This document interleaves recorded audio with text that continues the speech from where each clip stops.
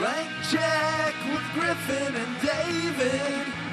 Blank check with Griffin and David. Don't know what to say or to expect. All you need to know is that the name of the show is Blank Check. Oh, I'm not gonna kill you. I'm just gonna podcast you. Really, really bad. Just great. Better than him. Yep. Better than the real thing. I've always said I should have been in the running. Even better than the real thing. Ladies and gentlemen, my name is Griffin Joker Newman. I'm David Enchantress Sims. And with us, as always, is a man who goes by many names. Some people call him Producer Ben. Other people call him Slipknot. Mm-hmm. They call him Killer Croc. Mm-hmm. They call him El Diablo. They call El him Diablo. Captain Boomerang. Sure. They call him Rick Flag. They call him Amanda the Wall Waller. Who calls him Rick Flag? Everyone calls him Rick Flag. Fools walking down the street can't stop yelling out, "Yo, Rick!" I don't appreciate it. No, Don't call me Rick Flag. do not call him Rick Flag. And let me say this. He is not Katana. No. He is Professor Crispy. Is he Griggs? Who's Griggs? Ike Barinholtz. Oh, yeah, he's Griggs. Is he GQ Edwards? Yeah, Scott Eastwood's character. yeah. And of course, he's our own Harley Ben. Yeah. Oh. Hosley Quinn? Hosley Quinn? Osley Quinn's okay. All right. Hello, everyone. Ladies and gentlemen, Ben Hosley. Here in Yes. the room with the two friends. Now, Room this where is- it happened. You're here, you're refreshing your podcast page. What? I thought this was an Elizabethtown episode. What the what? Look, desperate times. We had a meeting. We dialed up the red phone. Mm-hmm. We came to the Oval Office here at the UCB studios at 3:00 in the morning, and we said we must record Suicide Pod. Correct. This podcast is called Blank Check. It's usually filmographies. We go through directors who have had early success, and then the way they cash in those checks that Hollywood gives them. That's the whatever. But sometimes something comes up. And God, we'd be foolish if we didn't talk about this movie within its 4 days of relevancy. That's the thing. Yes. That's the thing. Yes. No one's going to be talking about Suicide Squad Nope. 2 weeks from now. We're going to all have Pete's Dragon Fever. We're going to be Florence Foster Jenkinsing all over town. All the Kubros are going to be out there, you know? The people who are fans of Kubo and the Two Strings. I hear it's good. I hear it's a low-key charmer. I haven't seen it yet. Leica has yet to fail so far. Yeah. But today we're talking about the 2016 David Ayer motion picture Suicide Squad. Now, I saw this movie at a press screening. Yeah, we're recording right now on Friday, the day that the film technically came out. It's out. It's out there. People are all suiciding all over town. You saw it this Monday? I saw it this Monday at a press screening, and, I didn't think it was going to be great, but I didn't think it was going to be what it was. Uh-huh. And I came out of there, and we were recording a podcast a little while later, and I said, guys, we got to talk about this movie. So we're going to talk about the movie. Yeah, because, okay. Great story, right? Yes. I've seen some people online accusing us of avoiding Elizabethtown. They go, oh, Denim Invasion, Suicide Squad, you're just pushing off the inevitable. Elizabethtown is in the can, Yeah, we baby. talked about it weeks ago. We I got was it. mad. Yeah.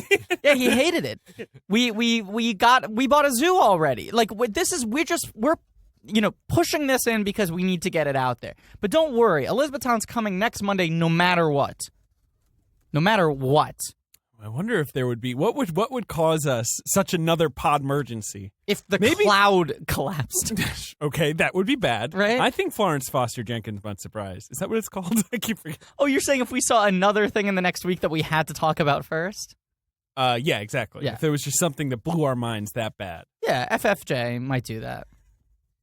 Florence Podster Gencast. Do you even know what we're talking about, Mr. Ben Hosley? I have Podster no fucking Gencast. It is a movie where Meryl Streep plays a lady, a real-life person who's Based on true story, True much like story Suicide Squad. who That was Based on true story. wow. who was famously bad at singing opera, but got to sing an opera. She's very wealthy, and her husband was very well connected, and he supported her in her dream of being an opera singer despite the fact that she was objectively horrible. And then he would like rent out venues for her, and she sort of became this cultural phenomenon that people would go to see. Like, she was like the original Room. You know, she was like the Room. I mean, that sounds like a great underdog story. Yeah. Yeah, exactly. Yeah, someone bought her way all the way to Carnegie Hall. Yeah. Yeah. It shows you that the little person can make it in this world. Yeah. As But long as I you- don't like the little guy. No, you like the big guy. That's true. Yeah, you do like the big guy. Were there any big enough guys? There was a pretty big guy. Oh, there We'll was talk a big about guy. the big We'll talk guy. about the big guy. Okay, so David saw it when we were getting ready to record our We Bought a Zoo episode. He came in and it was explained to us how bad it was. I said, I can't see it being as, like, and I'd read the reviews. The reviews had cracked at that point. And I was like, see, I look at the trailer and it doesn't look that exciting to me, but I can't see it being a calamity to the degree No. that you're explaining. The stakes seem so much lower too. Yes, You know, you got a 100%. Batman versus Superman. That you got two very well-known characters. You're having them. Like you got a lot. You got a lot to do there. This Aside is from like a the bunch of people Joker- who gives a shit. Aside about from the them. Joker and Apart from Harley the Joker. Quinn, you're dealing with characters that, like, no one's going to be upset if you fuck them up in the same way. And they haven't really been depicted that much popularly, you know? So yeah. it's like, I mean, there's some hardcore fans who are going to be, of course. invested in Harley Quinn or whoever. But Yeah. Yeah, most of Joker the and Harley public Quinn are doesn't- the main two, and the other two, it's a Captain Boomerang. Most people, they don't know from Captain Boomerang. Yeah, there's so many jokes one could make, but the main thing to say about Captain Boomerang is no one's ever heard of him. Yeah. Yeah. So you said that to us. Ben and I went, I guess we got to see this thing. We went last night. At the time we were recording this, we're like, 14 hours off the film. Mm-hmm. And we saw it with the three hosts of Black Men Can't Jump in Hollywood. Great podcast, great friends. Yes. Two of them have appeared on this podcast. We'll get the third one. Yeah, John we'll get Milligan. him. We'll get him at We'll some get him. point. We need to find a movie that he wants to no, talk there about. just needs to be. It'll, Yes. it'll happen. But we saw it with the three of them. So it was, 5 dudes who on a weekly basis yell about movies on True, a podcast. True. Seeing this movie together, which was a pretty good experience. And three of whom, and I'm probably going to lump you in here, Yeah. are really invested in Will Smith's career. Yeah, you can lump me in there. Four people. Are Four- you invested? How do you feel about Will Smith's career, Ben? Yeah, right. So four. You like Will Smith, but you don't You keep like him, but yourself you don't. up at night worrying about his next choice. I do not. I think the four of us do. I think Yeah, Sherrod, James, John, and I. Oh, all three of them have J names. It took me that long to realize. Took you that long to realize Yeah, that? they're Wow. J. Jonah Jameson. Okay, so we all have now seen the film Suicide Squad. Correct. Where do I start? Did not like, would not watch again.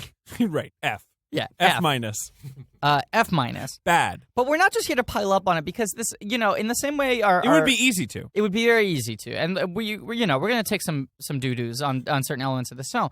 But I think Most elements. the reason we're so fascinated by this and that we want to talk about it, even though it doesn't really fit into the narrative of what our show usually is, same reason we want to do this, that Lost emergency episode for BVS. BVS DOJ in 4DX is because there's never really been anything like the way Warner Brothers is going about trying to construct this DC universe, cinematic universe. Right. And how much they are failing every single step of the way. Right. That it's kind of like the most high-profile, high-budget, years-long calamity that has ever happened in the film industry, I would say.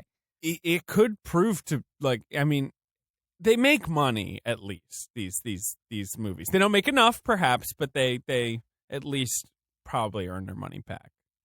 I mean, I think, barely. I mean, the thing they threw out for Batman versus Superman was it needed to hit $850 million to break even. It did. I mean, I wrote about this for The Atlantic this week. I write for theatlantic.com. The new margin for these things is $1 billion. That's like kind of the nice, big, profitable mark you want to hit. But what's insane is with these DC movies, it's not even like, oh, that's where we get a big profit. It's like that's the point where you get any sort of substantial profit. Yeah. At 850, they're like cutting their losses, At like 900, they'd be like, okay, we're not sweating it.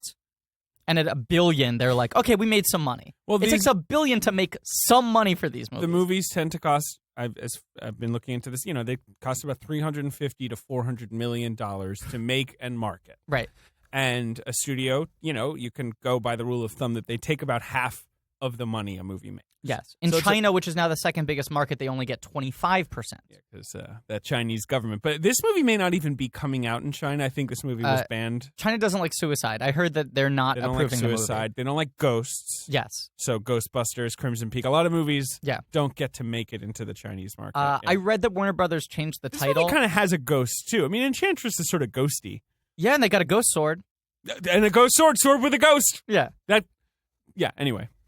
Whether you'd even pick up on that watching the movie without paying close attention, I don't know. I don't know. It'd be tough to pick up on the scene where he goes, "This is Katana. Her sword captures souls when she cuts them. Inside the sword is the soul of her dead husband." You might be wondering why she's talking to her sword. Well, let me tell you.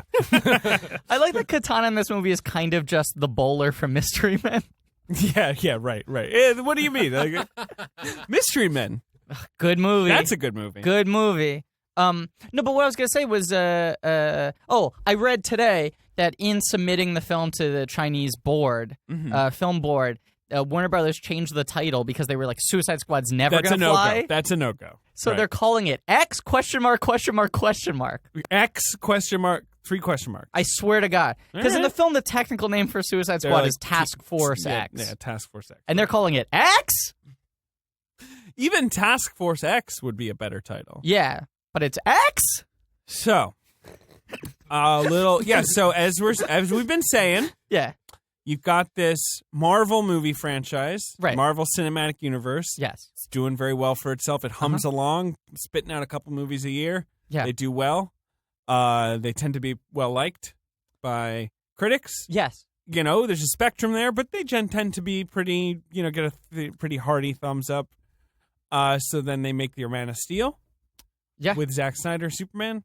Doesn't do that well. Well, an important thing to throw out is DC at the time that Marvel was like clocking away, even when not Marvel Studios, but just Marvel was licensing out to other studios and all those films were doing well, DC only succeeds in getting off the ground the 3 Nolan Batman movies, right? Yeah. And those are great, but Nolan is an artist, Sure. and he's very controlling over his property, and he didn't want other heroes coming into it. No. So That wasn't going to happen. Right. They try to do the one-off with Green Lantern, which was them very much trying to do like an old Marvel movie where it's just here's one hero and He's his a own hero. thing. He It's has an an origin adventure. story. Right. Didn't work. No.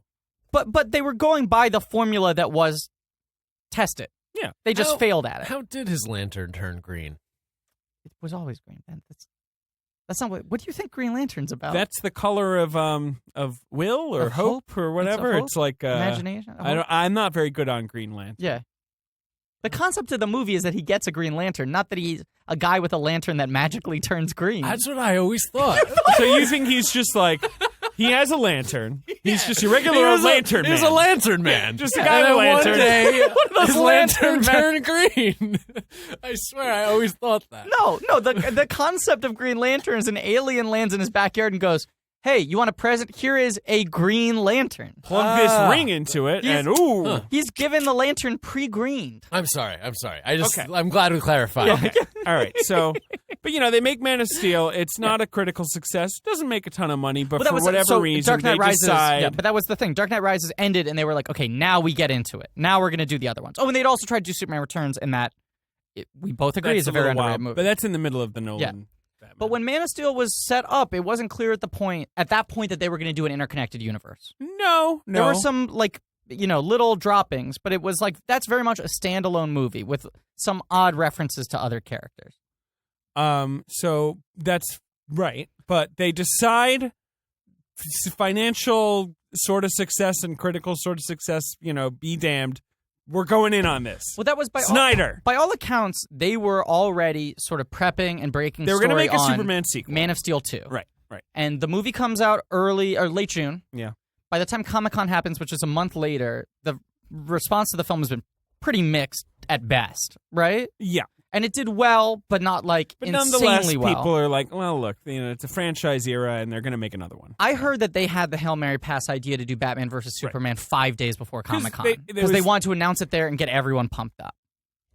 What were you going to say? Well, yeah, it was 2013. Yeah, it was a simpler time. And all they did at Comic-Con, apart from, I guess, talk about Man of Steel, was Zack Snyder was like, and by the way, click, and they just play a video that was just the Superman logo and the Batman logo. And he was like, we can't talk about anything else right now because it's still early stages. And the early stages was like, in the last 100 hours, we've decided this is what we're doing. Right.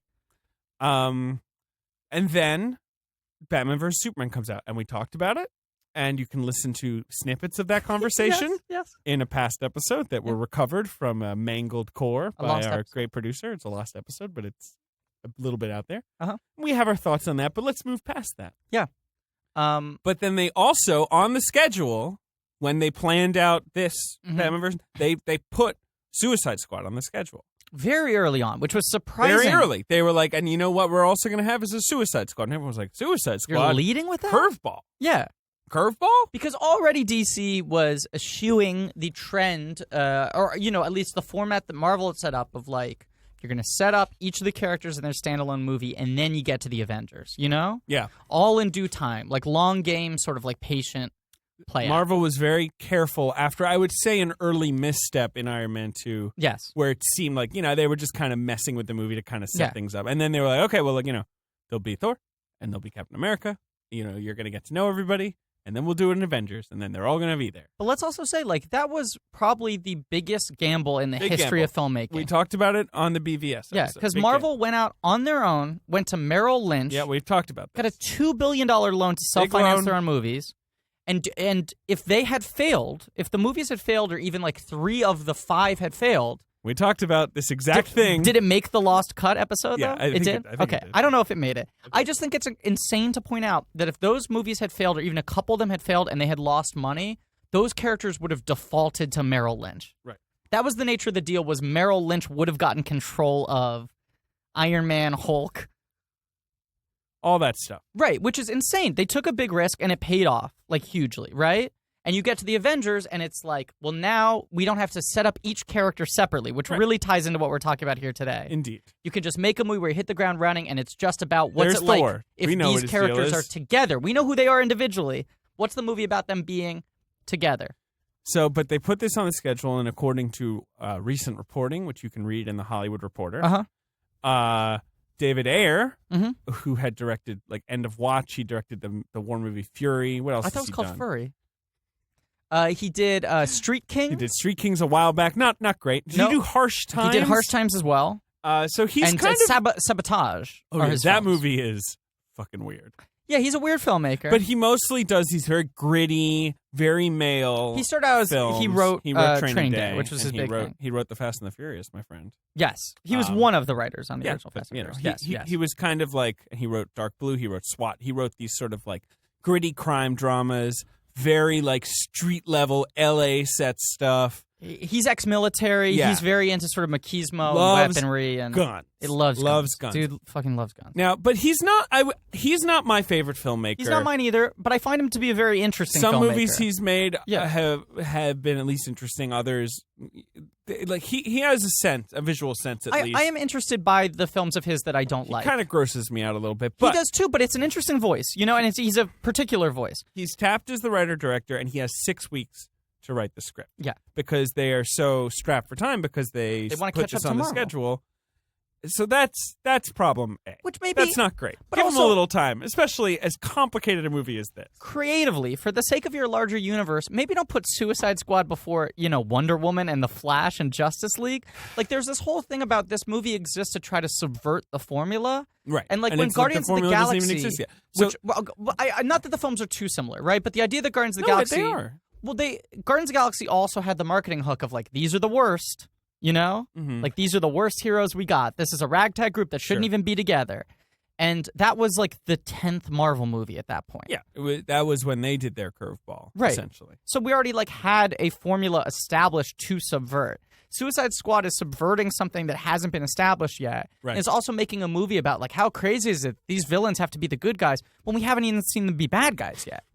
That's the other problem. Which is such a fundamentally the flawed movie concept. keeps having to be like, they're the bad guys. But to These have this guys, be the third film bad. in your universe is insane. And they don't even seem that bad because like you said, they're just sort of rude. They're all rude, and they also all like have like tragic backstories that make it clear why they do what they want to do, or sure. do what they have Not to Captain do. Yeah. Boomerang though. Hey, he's pretty tragic. He loves unicorns too much. What's that? I don't know. All right. The unicorn thing bugged me because they obviously thought they were being cute, but it doesn't matter. They were trying to get directors to come in with interesting takes on DC properties. Apparently, David Ayer came in, had an idea for Suicide Squad. They liked it. They were like, great, let's put it on the schedule. He gave them this pitch. They put it on the schedule. And also, I don't think they were near being ready for Wonder Woman to be, so they wanted another movie this year. Yeah. They wanted a second DC movie in 2016, Suicide Squad. How are they coming up with the schedule?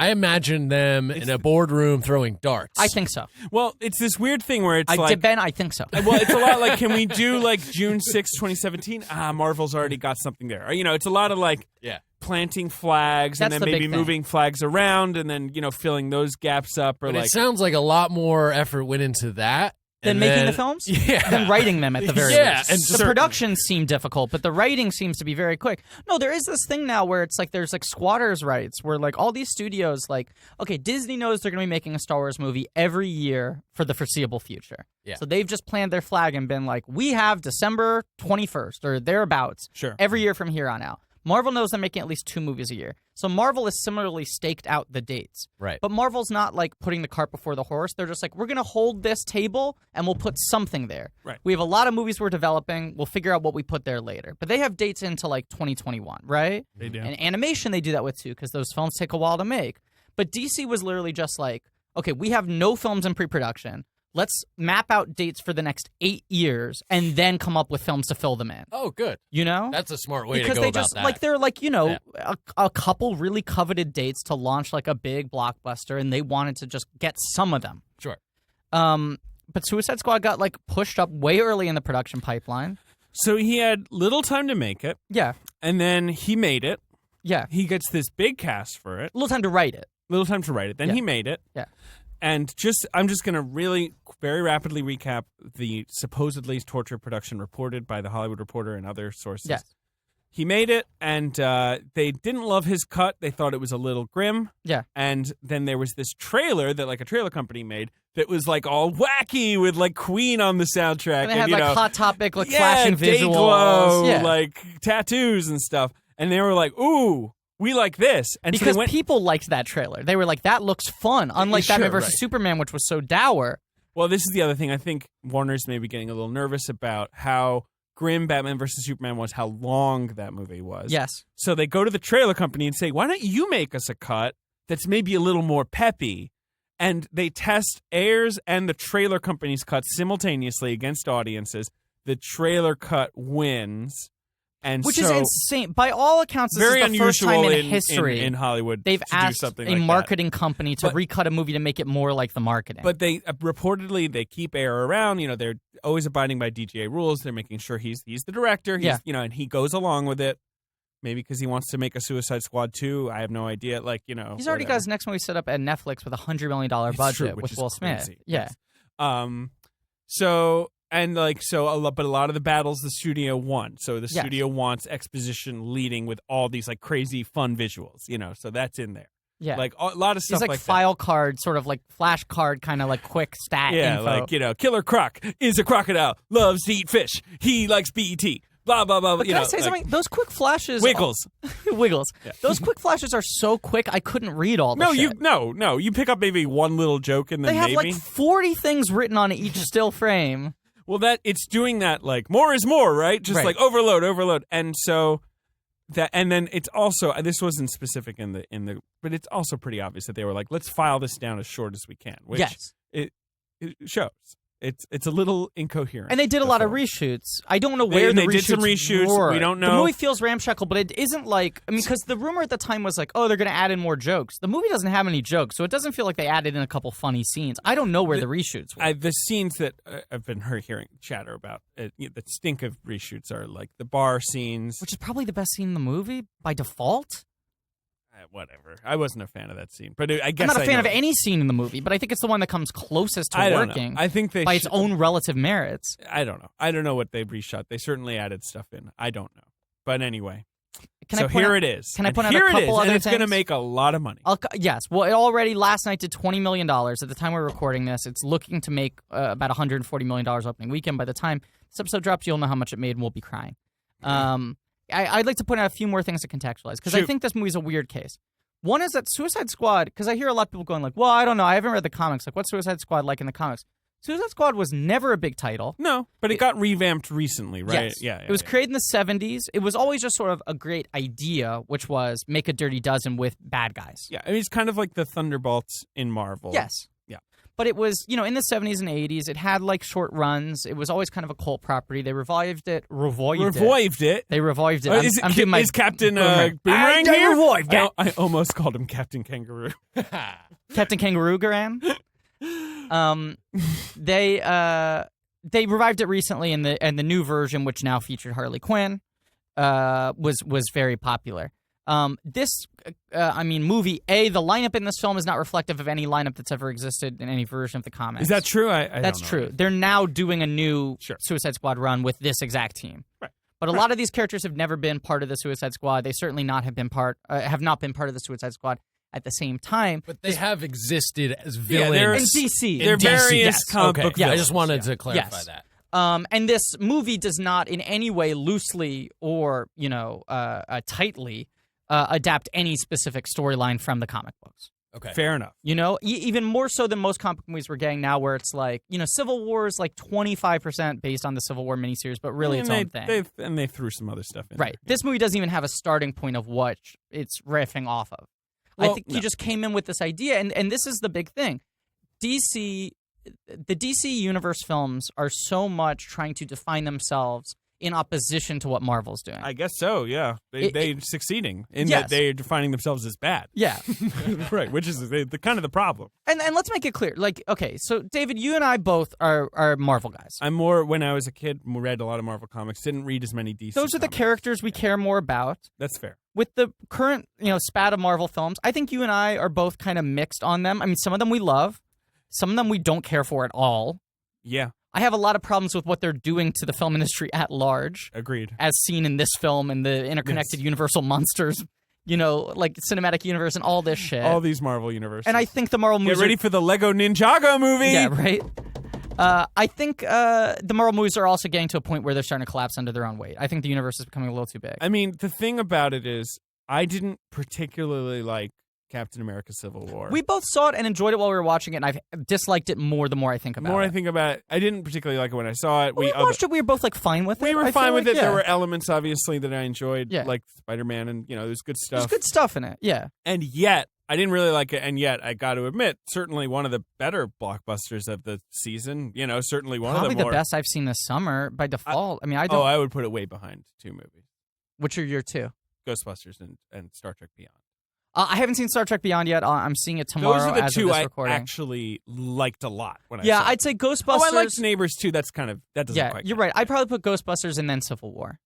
Sure. Yeah. And Ghostbusters is even still a movie I have a lot of grievances with. Interesting. I have I think I'm at the highest possible. I thought that was great. I liked it a lot. I mean, I just think the one thing that no one's really talking about with Ghostbusters is that the Ghostbusters are women, which I don't. That was a problem. That was a problem. The whole because time usually they're men. But isn't that weird that no one's talking about that? Yeah. No, in all seriousness. Oh, speaking of penises. Oh, yeah. Okay, can we do a little penis report? Louis got it. Okay. Look, so just some setup. Yeah. People know there are people in my life who know that I'm talking about Cameron Crowe movies right now. There are people in your life who know that you talk about forced by talk me. Talk about dicks. No, I talk about dicks on my own. I usually initiate the conversation and then you go along with it. Yes, in the podcast. I like to talk about dicks just fine. Yeah. And especially leading men showing their dicks. Because we say, all women have to show nudity. All actresses end up doing nude scenes at some point or another. Very, very few exceptions. But men aren't showing those wings. Our male movie stars aren't showing those wings. Orlando Bloom. Oh, I haven't seen this. Oh, Ben. I'm going to have to load it. Ben. So Orlando Bloom is currently dating Katy Perry. They're on some romantic getaway in the tropics together. He was caught on the beach with a fully clothed Katy Perry. Sure. No. She's in a swimsuit. Well, bikini. I don't know, fully clothed. That's as dressed up as women get, right? As a bikini? Mm-hmm. Sure. Great. Terrible, awful, the worst. Yeah, I don't Murder really me. know what the... So first there were these pictures that of Orlando Bloom in the nude. Uh-huh. Paddleboarding. With a black box over his genitals. And who knows if the black box is indicative? We can't tell how big it is. Also, maybe his penis is a black square. We don't know. We haven't seen it before. But then it turned out that it wasn't. That he has a pretty regular male organ, sex organ. Now let's say this: the thing we're stumping for on this podcast regularly I want to see that. Is dicks in movies. Yeah, no, we like dicks in movies. We want movies to show dicks. But I don't love the idea of a paparazzi sneaking up on the beach, getting a picture of a wang and exposing it to everybody. I think he's being very deliberate. I kind of do too. For one, I mean, he's literally just like walking around. He's like tugging on it. You know, he's in like 4 locations. And when we say he was paddleboarding, he was using that as the oar. It's important to mention. But I want to get on a soapbox a little bit too, because I'm tired of pretty penises all the time. What about crooked dicks? What about chos? Well, Ben, you're not going to be happy with this dick. It's quite an attractive. This is a pretty thing is the perfect problem looking with dick. Hollywood. You're really right? seeing an erect. Well, actually, He looks like a semi-flask. Yeah. Ooh. It's a nice That's big the dick. thing. It feels Anyway, like he was kind of batting it around a little bit so that it was at like 15%. Oh, I get it, though. I think totally he get was it. A partial trying. sauce. I've heard this batted around on the internet that he knew that there were paps around. Yeah. You know, taking pictures of his lady. His Katy career's Perry. not at its peak right now. He's getting some press. Yeah, he doesn't have any. What does he even do? Is he in movies? Rubs his dick and the Well, so I've seen this theory around that he was like, you know what I'm gonna do? I'm just gonna whip it out, and then like they'll leave her alone, and they'll just be taking pictures of me. Oh, that's interesting. Now And that also, might be. I'll get some nice publicity. Well, that's the other thing. You know, he might be thinking like, you know what? I got a nice looking dick. Yeah, that's the thing. It's pretty inarguable at this point. It is a very nice looking dick. Anyway, so We're talking size, we're talking form, we're talking angles. the reason Is he manscaping? Yeah, no, it's pretty trim. It's pretty trim. Nice. So now the thing is, we already have recorded the Elizabethtown episode, as we previously This is mentioned. coming right in between Denim Invasion and Elizabethtown. Here we go. It's coming in between the two Orlando Bloom, Cameron Crowe joints. There we Okay, go. Ben is currently looking at the penis. There's one. And he's nodding. He's nodding solemnly. He's got a It's, sly smirk coming across his face. But he We've got looks 2 images out of many. okay, shaking his head. But it looks like he respects the dick. I'm going to say the coloring of it is surprising. Well, it's no. If you see now, you come see the thing. Yeah, it's okay. it's just his shadow is making it look darker than it is. If you see, Yeah. it's actually just a regular That's a good looking dick. white man's dick. I'm not going to lie. We should mention it is a white man's dick because we didn't know, much like we didn't know whether or not his penis was a black box until now. We didn't know if his dick was Japanese, Who knows? if it was Haitian, but he does in fact have He a also has Caucasian dick. a very lame-looking circular sort of tattoo on right above, like sort of right next to his treasure trail there. Yeah, not doing his dick any favors. No. You want clean lines leading to the dick. Also, You know what I'm saying? yeah, it's weird. You want clean lines drawing your attention, your eyes to the dick. So anyway, I think that's enough. But I think that was a good little digression on Orlando Bloom's penis. It has nothing to do with Suicide Squad. Yeah. The penis report. It's an interesting question because, obviously, like, people get very worked up about, like, stolen pictures of celebrities. Of course. And, I don't know. It's a weird line. Like, can we all just, like, go have fun looking at his dick?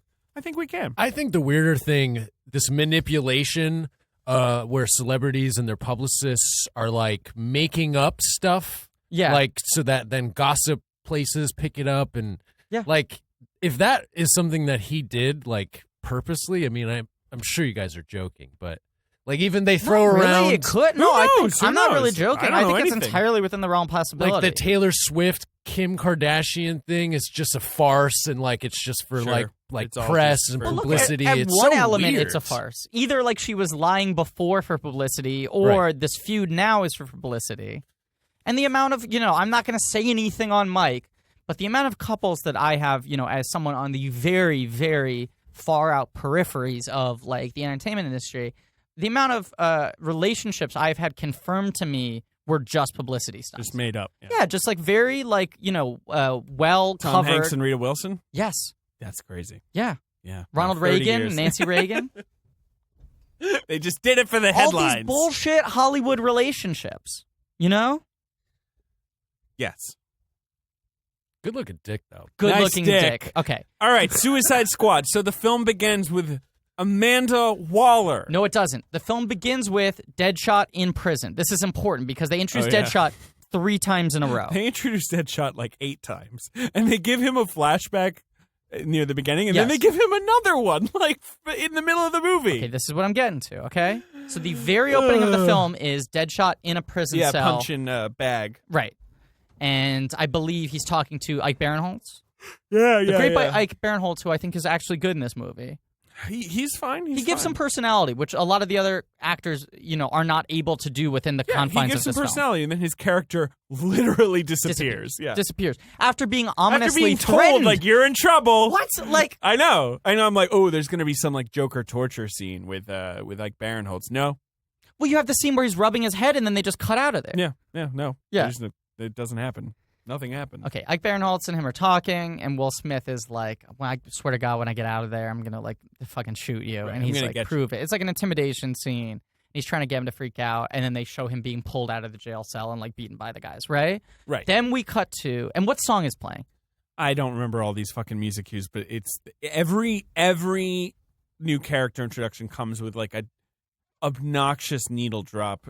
You know, I mean, this is probably... So already I been rarely talked take about. notes during movies. Oh, you took some notes. Of one thing, I wanted to keep a tally of the number of pop songs used in the film. There's so many. There are 18 used in the film. And, like, that's not even talking about the soundtrack for the film, which includes a cover of Bohemian Rhapsody by Panic at the Disco. Are you kidding me? I am not kidding you. There are 18 like needle drops in this movie. Yeah, like the budget for music rights because they're all big songs. Yeah, no. Of those 18 drops, Every single one of them is the song "Happy Birthday." No, go ahead. Of those 18 drops, 10 of them are in the first 30 minutes of the movie, right. which means you're essentially getting a song every 3 minutes. And like it's one song will play out in its and entirety. cut off. Yes. No, some of them cut off and it's There'll like be 30 seconds of Harley silence, Quinn, and then they start another You song. don't own me. You Okay, know, that's like, the second scene we get is Harley Quinn in the cell, and they're talking to her, and they're like, "Man, you're pretty, but you're all kinds of fucking crazy inside." right. We get it. It's Right. crazy. Okay, then we cut to Amanda Waller. Yeah. And what feels like it was supposed to be the beginning of the movie. Maybe. I don't know. My- or maybe it's going to be 25 minutes in one cut. Like, I don't know. My read is they put the Harley Quinn and Deadshot scenes in before the Amanda Waller stuff because they were like, the audience is here to see Will Smith and Harley Quinn. The movie definitely buys into those two characters as the stars of the movie. Right. Let's give it to them as And quickly as possible. I would say, like, the movie had $1. Yes. Right? And it spent 45 cents on each of them, tosses like 5 cents to Viola Davis, like a couple cents to Rick Flag. And then it tries to split the last cent between all the other characters. It's like, uh-oh, we've only got 1 cent left. Like, let's smash it into pieces. You posted online that the movie reminds you of Mulaney's that joke great about the Mulaney birthday joke, sign, which yes. we've referenced before in this podcast because it's such a good metaphor. It's such a but good yeah. joke of trying to write a happy birthday sign and being a big ass H, a big ass A. Oh no, like, you know. And then you do the P where one P is under the first P. Yeah. And then you're like, you go to the second line and you're like, don't worry, man, it'll be fine. I haven't learned anything on big ass B. It's such a good joke. Yeah. That joke is better than Suicide Squad. No question. I would It's watch a better that joke movie. end to end. Yeah. Like stretched out to the Suicide Squad length more than I'd like to watch Suicide Squad again. So the first 30 minutes of this film just feel like a montage. They feel like a trailer. Yeah. It's just jumping from one thing to another, a lot of quick cut assemblages of different So things. it's this lady Amanda Waller, played by Viola Davis. In the talking- film's best performance. I guess so. I think I wouldn't say so. I said to Ben the second the movie ended, I think she's actually good in this movie. I don't agree. But I mean, think she's actually she's good fine. in this film. I think she's Ben holding her also own. was surprised that I was that effusive. I would say Will Smith is easily the best performance in the film. He's just such a movie star. I just think Yeah, man. I think he's kind of on autopilot, and I don't say that in a negative way because it's just like I he think so he's- naturally can do these things. Not that he's not trying, I think but that he's it's doing like okay. it's safe zones for him. I thought Harley Quinn, I don't know the actress's Margot name. Robbie. Margot Robbie. Robbie. I thought she was great. I thought she was okay. I was fairly disappointed by her performance because I'm a big fan of hers. I like her. I've liked, Of course, she and Will Smith were together in the film Focus. which she's excellent in. Yeah, which is a fun little romp. Yeah, it's like a movie that's really elevated by two insane megawatt movie star performances. It's an okay in film. an okay Right. little caper. It's like an okay little caper, but you have two movie stars. You have one guy who we've known as a movie star for 20 years and a new, like exciting player on the scene holding her own against Will Smith. And also like maybe the only like major Hollywood film to have an interracial romance that isn't the plot point Sure. and that is that sexualized. What about Bringing Down the House? Just joking. I just wanted to bring up that movie again. I wanted to bring down that movie again. Yeah, bring it down. You Yeah. brought down this house. Yeah. In shame. Great. Um This is a very, as Will Smith called it on the red carpet, a rainbow cast in Suicide Squad. in which everyone plays into Yes! the worst stereotypes possible. Yes, indeed. Yep. But anyway, Oh, no, but I was just going to say, I went into this film thinking, I don't think I'm going to like it, but I can't see Margot Robbie not working as Harley Quinn. She's a great movie star. It's really smart casting. There's a lot of excitement about that character. They clearly put a lot of attention into it. And I put a little bit of the blame on her. Not blame, but I was a little underwhelmed by her performance. A lot of it is I just think this movie mishandles the character so greatly. Yeah. And not just in terms of like fidelity to the source material, but in terms of functioning as a character on its own in this movie. Yeah, that's all totally fair. I think she's fine. She's got some presence. Everything's bad in this movie. Will Smith's an amazing movie star. Viola Davis, I think, actually does a good job. I don't agree. I think Viola Davis is folding her arms. She's fine. Oh, boy, can she fold She them folds now. her arms She's one great. of the best folds I in the would biz. say she's given roughly 20 to 30 better performances. I'd agree, but that's, I think, more a testament to how many good performances she's given. I think this is on the low end of her. I think she can make really great stuff out of bad material, such as the film Doubt. She's very good in that. Such as the film The Help. Yes, sure, great. Poop Pie the movie, yes. Right? Yes. But Poop Pie the picture. I would say in this she is very like flinty and hard edged and folds her arms, and then she does more of that, and then she's in another scene and her arms are folded and she's real mean. And then she pops back in for a new scene where her arms are folded.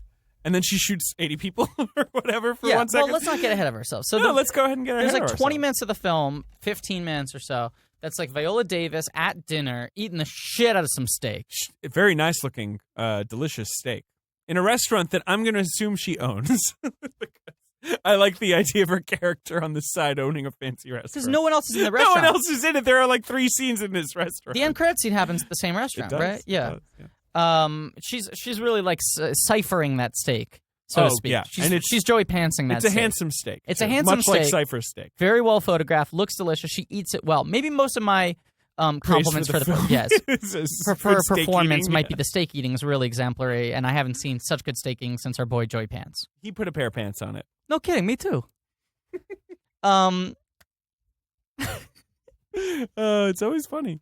Always funny. So it's now her sitting with David Harbour, the great David Harbour, Good actor. wonderful character actor, and another gentleman. Some military guys. They're government officials, and her opening line is, like the world's changed since Superman's gone. And you see a dude selling dead Superman T-shirts outside. Sure. And it's like, okay, this movie's really in the wake of the last film. Right. When Superman it takes died. place weeks after the end of Batman vs. Superman. And you all remember at the end of Batman vs. Superman when Superman died, and it hit us so hard emotionally because we all believe that Superman is actually truly dead. Even though Henry Cavill is announced in the cast of the Justice League movie. Because they're not going to make a fucking Justice League movie without Superman! Wait, Superman isn't dead?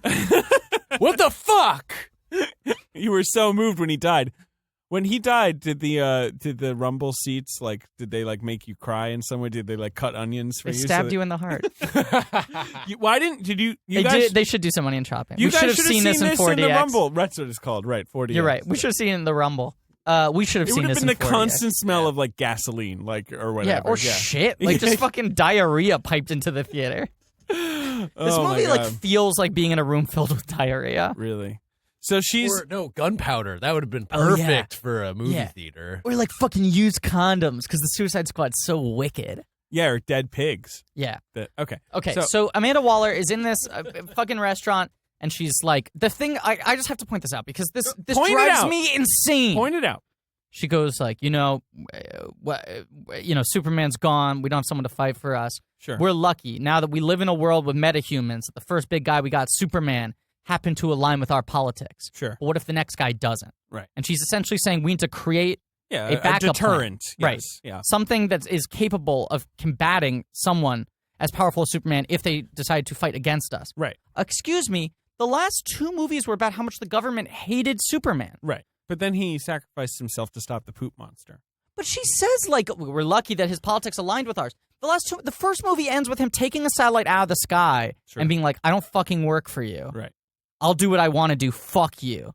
And the second movie is people vandalizing a statue. Yeah, no, I mean, it's true. But I think in retrospect, she's like, you know what? Well, that's the thing. She should be like, you know what? We didn't handle Superman the best. That's exactly what she should say. In but retrospect, we're going to he was handle a it good better guy. next time. You know how? There's this prison, and it's full of jerks. Put it in a hole and I threw away the hole, which is the dumbest line of dialogue I have ever heard. Bar There's none. so many lines like that I threw away the hole. That's like the whole movie is those. Put him in a lines. hole and I threw away the hole. So she's Who is like, she, fucking Jeremy the Nowhere Man from Yellow Submarine? yeah, Able to pick up Maybe- holes and put them in his pocket? maybe she is. It's a fucking outcast blue meanie? Was this Roadrunner and Wile E. Coyote? Thank you, Benjamin. You are welcome. 4 trillion comedy points. So here's my problem. She's like, yeah, well, what if the next guy? We need to be able to deal with him. For example, what if he's vulnerable to boomerangs? I got just the guy, Captain Boomerang.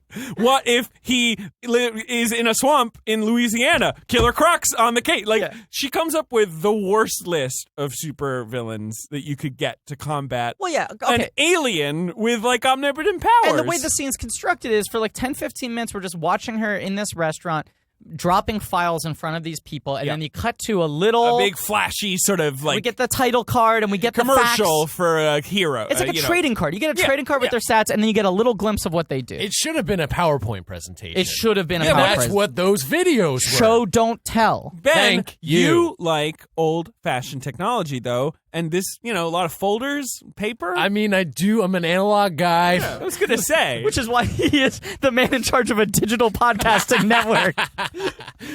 where one of the podcasts is literally called UCB Digital. I would have loved to seen her flick on a projector. Yeah, an overhead projector. Yeah, Ooh, with that kind of sound. Slides. Yeah, that'd be good. yeah. Yeah. She'd be like, Killer Croc. He's a croc. So, but this is the thing. She's like, let me explain all of these guys to you. Deadshot, and then we get this long, the second flashback introduction to movie Deadshot now, where it's like, oh, the greatest assassin who ever lived. Oh, he kills only for money. You better pay him. He's got a daughter though. She's nice. She knows that he's comes bad, in but the he, third introduction. No, you see her in both the second and third introductions. Oh, does she call him on the phone? Yeah, and Okay. But anyway, I mean, we don't have to do but then Yeah. Harley Quinn. Oh, well, the deal with Harley Quinn, of course, is that she was made crazy by the Joker. Here's the Joker. We get this very long sequence for each of them. Yeah. And then she's like, Captain Boomerang has a boomerang. Anyway, The first time we're ever seeing Flash in costume in a movie is 1 second in a Captain Boomerang it's true, cutaway. yeah. He has a boomerang, and then the Flash caught him, and there's the Flash catching him. He's a drunk Australian. He's crazy. And then you've got Killer Croc. Well, he's a guy who turned into a crocodile, and we're like, he did? His power is essentially that he looks gross. Like, he's a garbage pail kid. He doesn't seem to necessarily be stronger. Yeah, he's not even as big as I thought he was going to be. No. He's played by a very big actor. Yeah. And Adewale Akinnuyi. But you know what I think part of the effect is there? He's a very tall man. I think the makeup they put on him broadens him so much a little bit. Yeah, that it makes him look shorter and squatter. Sure. He doesn't look as tall. Yeah. Then there's El Diablo. What's El Diablo's deal? He has fire, makes fire. Anyway, and then there's Enchantress, and we're like, who the fuck's Enchantress? Well, this lady who found an Aztec god in a bottle in an excavation, and the Aztec god took her over. And you're like, why didn't we hear about the Aztec goddess first? That's a cool fucking story, She too. seems really like all you need. I don't know if you need the boomerang guy. He seems like a C-list, just let's work all our efforts on Captain Aztec Boomerang's goddess. power is that he has 2 boomerangs. One is a regular boomerang. Right. And one has like a camera on it. Right. So he can look at things. And he's basically just like Deadshot. He's just really good with a boomerang. And also, and I'm going to borrow this joke because I was just listening to Fighting in the War Room, another fun podcast. Matt Patches said that his power is that he can just produce a beer. He can just like pop a beer out of nowhere for some reason. Yeah. He's But just like, oh, I've got a beer, don't I, mates? Enchantress is a witch who looks like Pigpen, right? Yeah. She's got this sort of sentient cloud of dirt that just sort of hovers around her. Yeah. She's a DC character who in my knowledge of her, wears clothes. Correct. But this time she's not doing that. No, not She's at all. Got a little she's bikini. going almost A little a mud near bikini. Orlando Bloom performance here. She's blooming She it. basically has black boxes floating in front of Can her. I tell you just very quickly my thing about the Orlando Bloom penis? I know we got off the subject. Uh-huh. The dick is great. I'm happy that I've Really seen good it dick. now. Really good dick. But like the fact that we got to see it, whether or not he constructed the event and wanted it to be released for press or to deter people away from her or whatever it was, I get you. I wish it had been in a movie instead. And when I'm looking at his penis, which I'm now doing on an hourly basis, I got to check in again and see if I still like it. It's the background on your phone. The first thought that comes into my head is, not like this. That's an extreme callback, guys. Not like this. Not like this. APOC. APOC. Lights. Hey, and let us know what They say that dicks to you him. want to see on the big screen, guys. Yeah, please. Hashtag, I want to see that dick. I was gonna say I I was gonna say hashtag dickflix pics. Which dicks do you want to see in flicks? Make your picks. Pick flick dicks. Flick sticks. That's great. Netflix. Net dicks. Pics. Tricks. So all of that in a hashtag. Yeah. So That full sentence. okay, so we get that set up. Yeah. It is Oh, a yeah. little haphazard. But yes, Enchantress is the only one you need. And they're Enchantress like, seems a little more powerful than the rest of them. Enchantress is a 21-year-old doctor, right?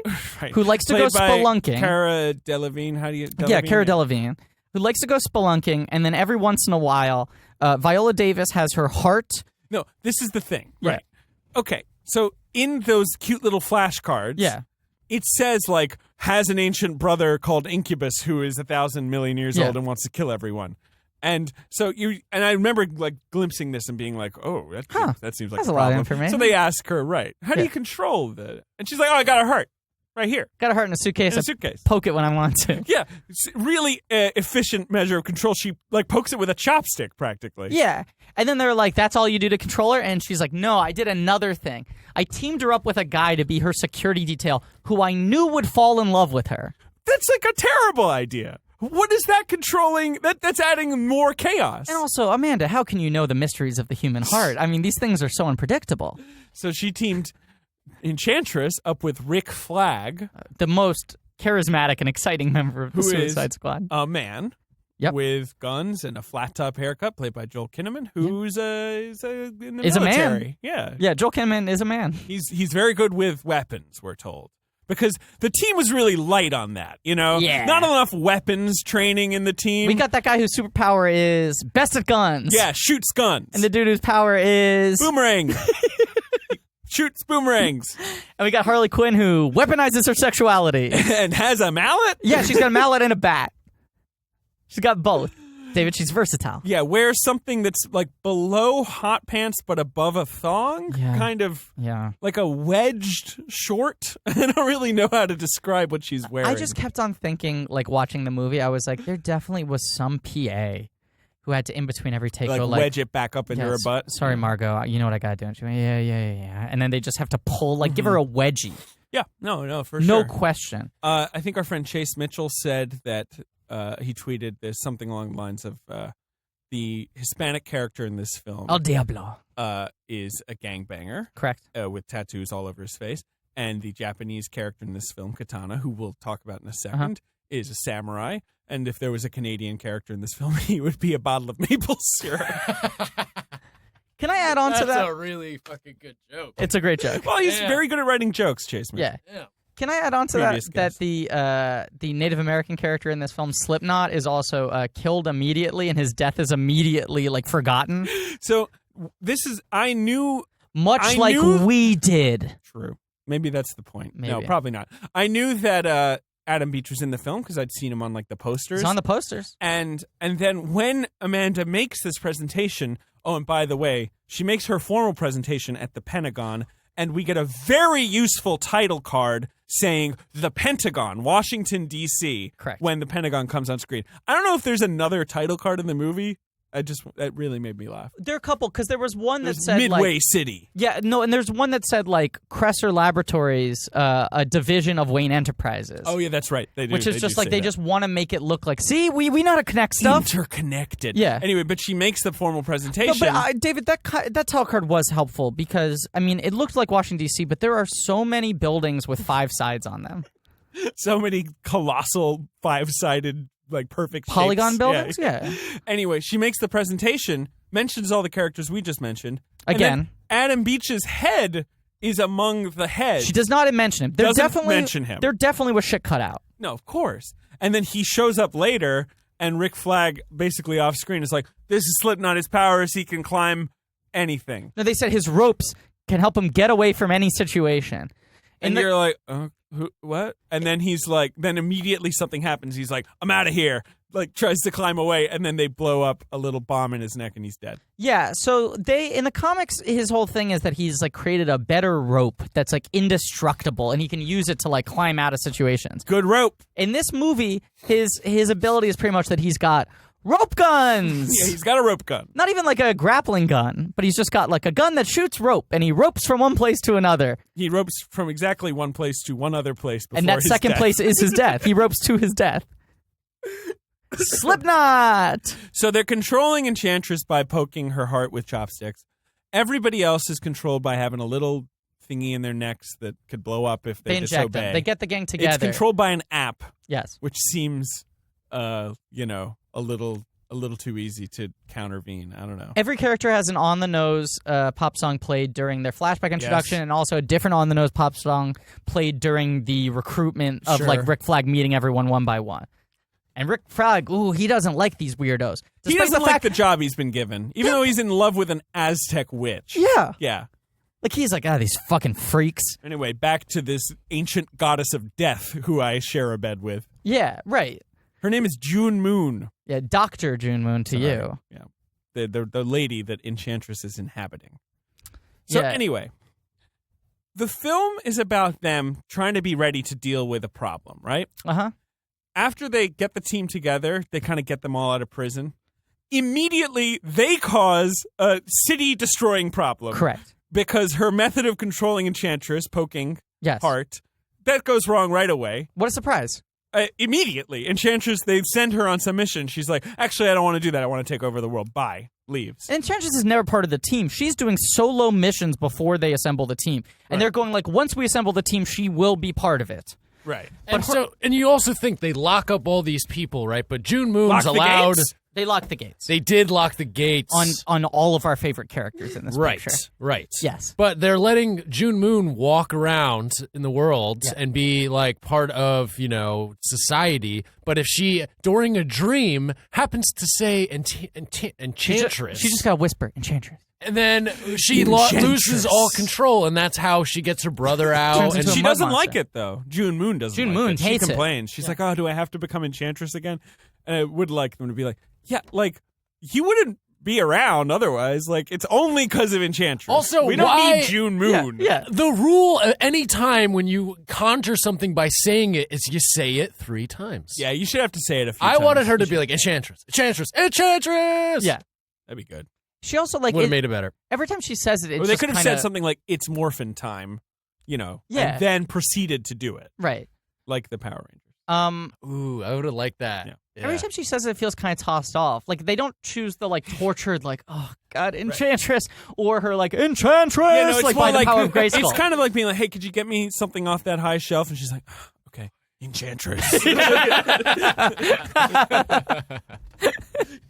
What a dumb movie. So they fucking cause Amanda this Waller problem. creates the problem. She Right. immediately creates the problem. Not even, there's no time to even have one successful mission. This problem immediately. Or put them through training as No, a team right. to get to know each other, do some No, trust they falls, meet- fucking They anything. meet on the job.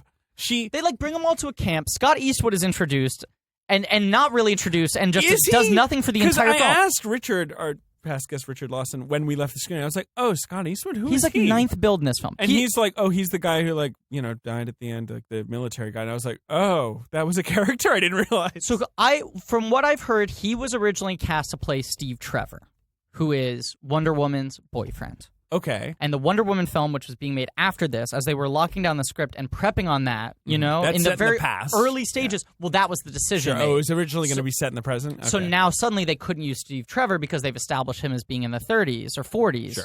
So now they were like, well, we've already signed a contract Well, for they gave Scott him a Eastwood. really good name, though. What's his name?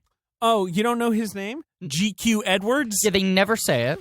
And he, like, has lines, but You all know how people are called GQ Yeah. all the time? Yeah. That's his name. Well, but to be fair, it's, initials. His real name is Gentleman Quarterly. His name's Gentleman Quarterly Edwards. That's a normal name. boy. He, like, has a ton of screen time, and I watched this movie, and I was like, he must have been on set every day for 2 months. Yeah, in fatigues, he probably did all the nonsense, like, basic training David Ayer probably made him do. And when I say that they introduce his character at this like point... Jared Leto probably sent him, like, a bag of shit or No question. Yeah. Jared Leto definitely fingered his butthole. Jared Leto, like, I don't know, With like murdered peanut his butter. dog. Yeah, and right. He was like, I'm the Joker. Yeah, he sexually harassed his uncle, When I say they introduced him at this point in the film, I mean literally at this point in the film he walks into the movie, but they never like say anything to him. Right. He's just sort of a guy around, and he's 9th build. Is he really 9th build? I think. Okay. Well, he's up there. He's in the billing. I know he gets his own card. He's billed above Katana, who's He got is, a who split is- card. Yeah. Well, she is. It's her first movie, so that's probably why. But yes. Yeah. Also, I mean, she what's the doesn't deal really with her do- sword? Okay. Oh, well, so they all get together. Yeah, So they bring them all to the base camp where you're like, now we're going to get some crazy cool training montage. And then immediately there's like a FaceTime on an iPad with Amanda Waller. And she's like, this is your first mission. You got to retrieve someone. Here's the location. I trust you. They get on the plane. That's a Samsung device. Oh, I'm sorry. It's a Samsung device. Mm-hmm. Fair enough. They get on a plane. And then Rick Flag's like, by the way, this is Katana. She like hops on the plane at the last She's second. my bodyguard. She's not a criminal. I know I say I hate you weird supernatural freaks, but she's with me. This is her sword. It captures souls. When she slices through somebody, she gets the soul in her sword. What does that She could cut mean? through all of you like blades of grass. Also, her husband died. He's in the sword. And then we get a very brief flashback where she's like, I will kill you, Japanese businessman. And the Japanese businessman is like, no, I don't deserve to die. She's like, yes, you do. You're a gangster. And he's like, well, maybe I am. I don't know. And then she kills him. And we're like, oh, wait, what was that? Who was that? sorry? Who is all this? I'm sorry, what? With the husbands? I'm Did I hear sorry, something what? about a husband living in a sword? Yeah. DC does acknowledge that souls exist. Oh, God, that's why you like these movies. Yep. Because You believe in the soul? he's a big soul truther. Yep. Is this a new Ben bit? Yeah. Yeah, people don't acknowledge this enough. The Soul Taker? I've mentioned that as his nickname every episode. Are you serious? You only noticing this now? I always call him the Soul Taker. Absolutely not. Ben believes strongly in the existence of souls because he wants to believe that he can collect them all. That's That's right. why we call him the Soul Taker. Ben wants to have all of humanity's souls within the palm of his hand. You want to catch them all? Into a geode of sorts. Yeah. Or a crystal. Yeah, have you ever wondered why Ben wears a baseball cap all the time? Because he's got a bunch of souls under there? Yeah, underneath his hat, he hides a crystal that captures the souls of many. So that's Katana. That Good and the job hearts. setting her up. And the hearts. He captures hearts. Yeah. But it's a different thing that captures the hearts, if you know what I'm saying. It's that.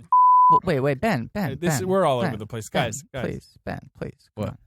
It's a children's podcast. Come on. Oh, you're right. Is Excuse it? me. It's for families. Okay, so Like Suicide Squad, which is PG-13. It's a family movie.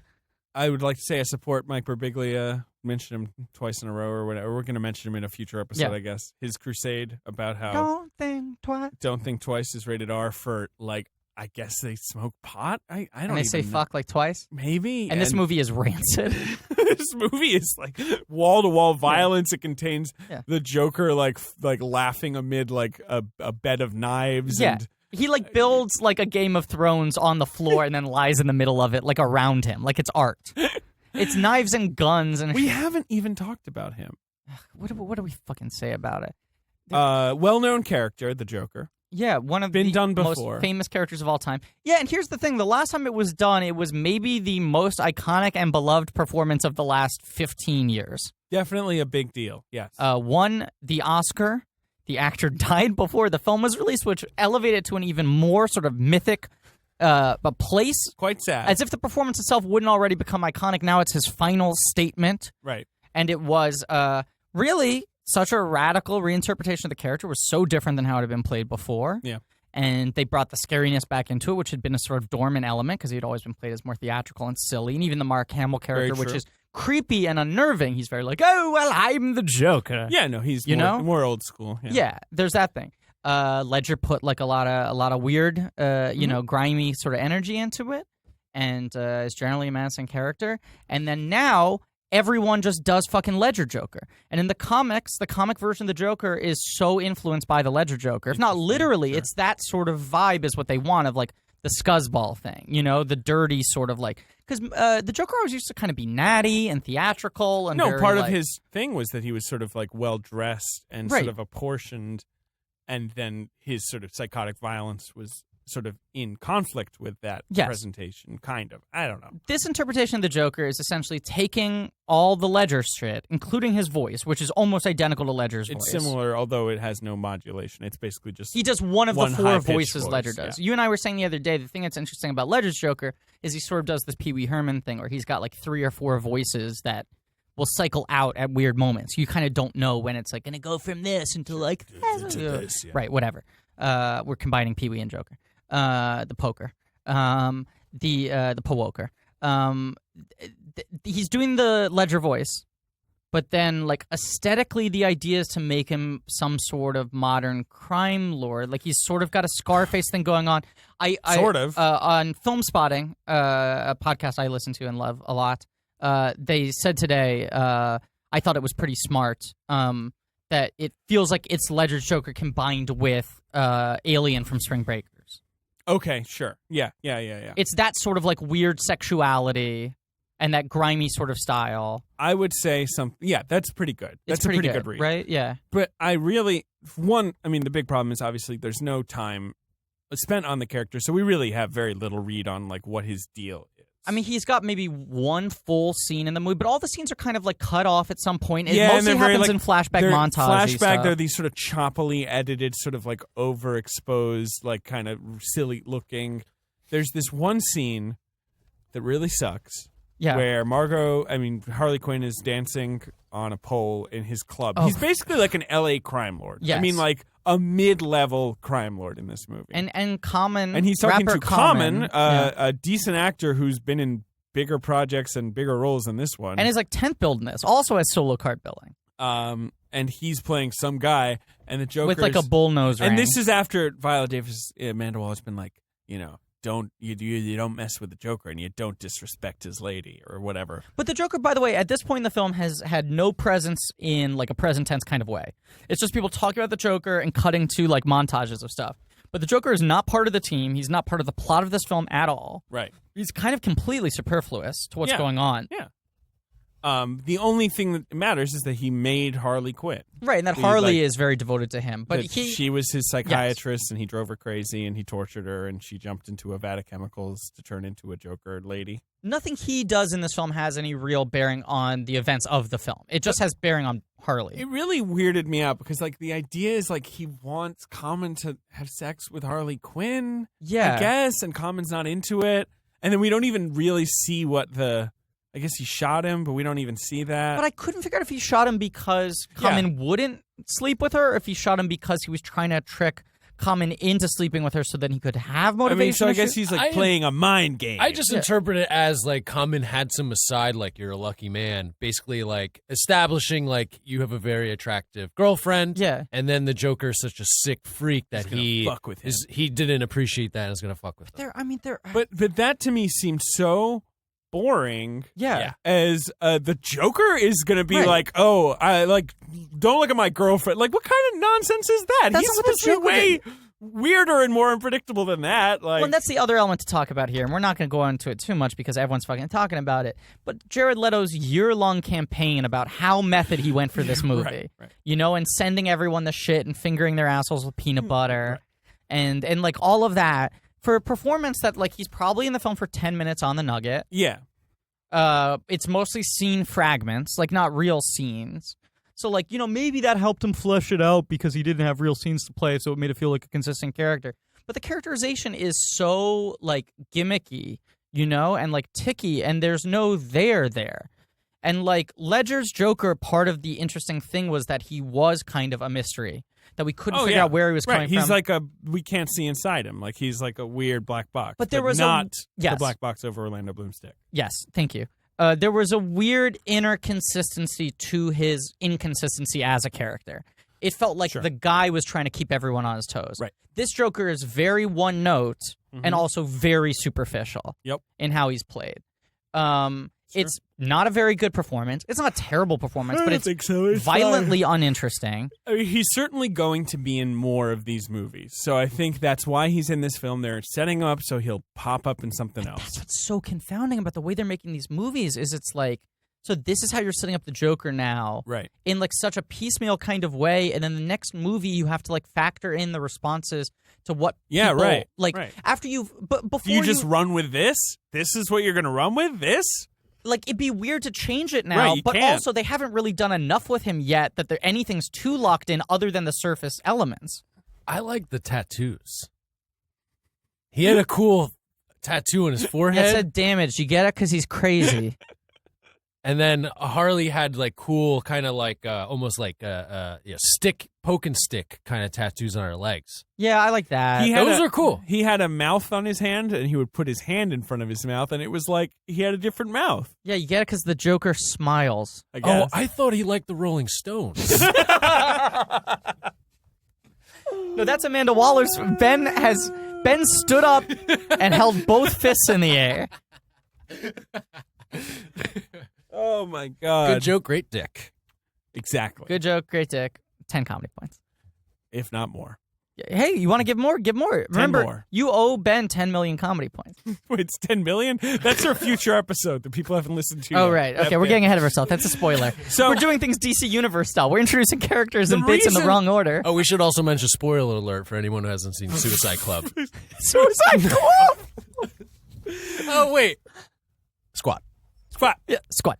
So the reason I think we're now digressing into the Joker is after this team is set up and Enchantress does a bad thing and makes her brother Incubus show up, Uh-huh. and we'll talk about Incubus in a second. I think Ben really wants to talk about Incubus. Yeah, Ben wants to talk about Incubus. Then the rest of the movie is them dealing with that. Yes.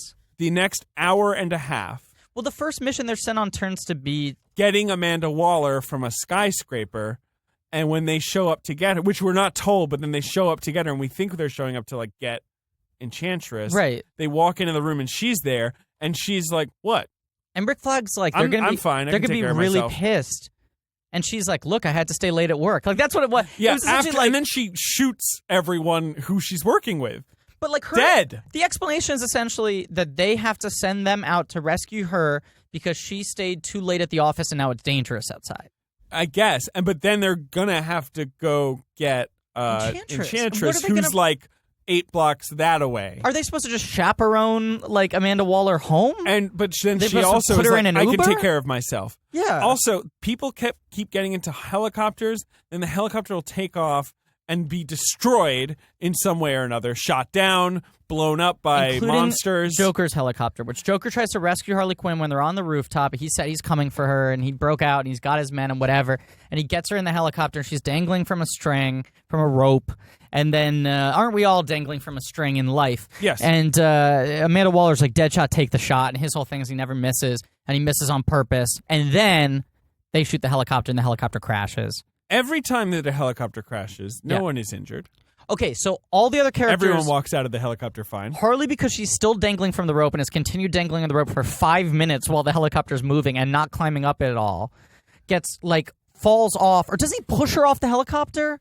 I don't know. I don't know. She gets off the helicopter before it blows up. So she just sees the helicopter crash and she thinks everyone dies.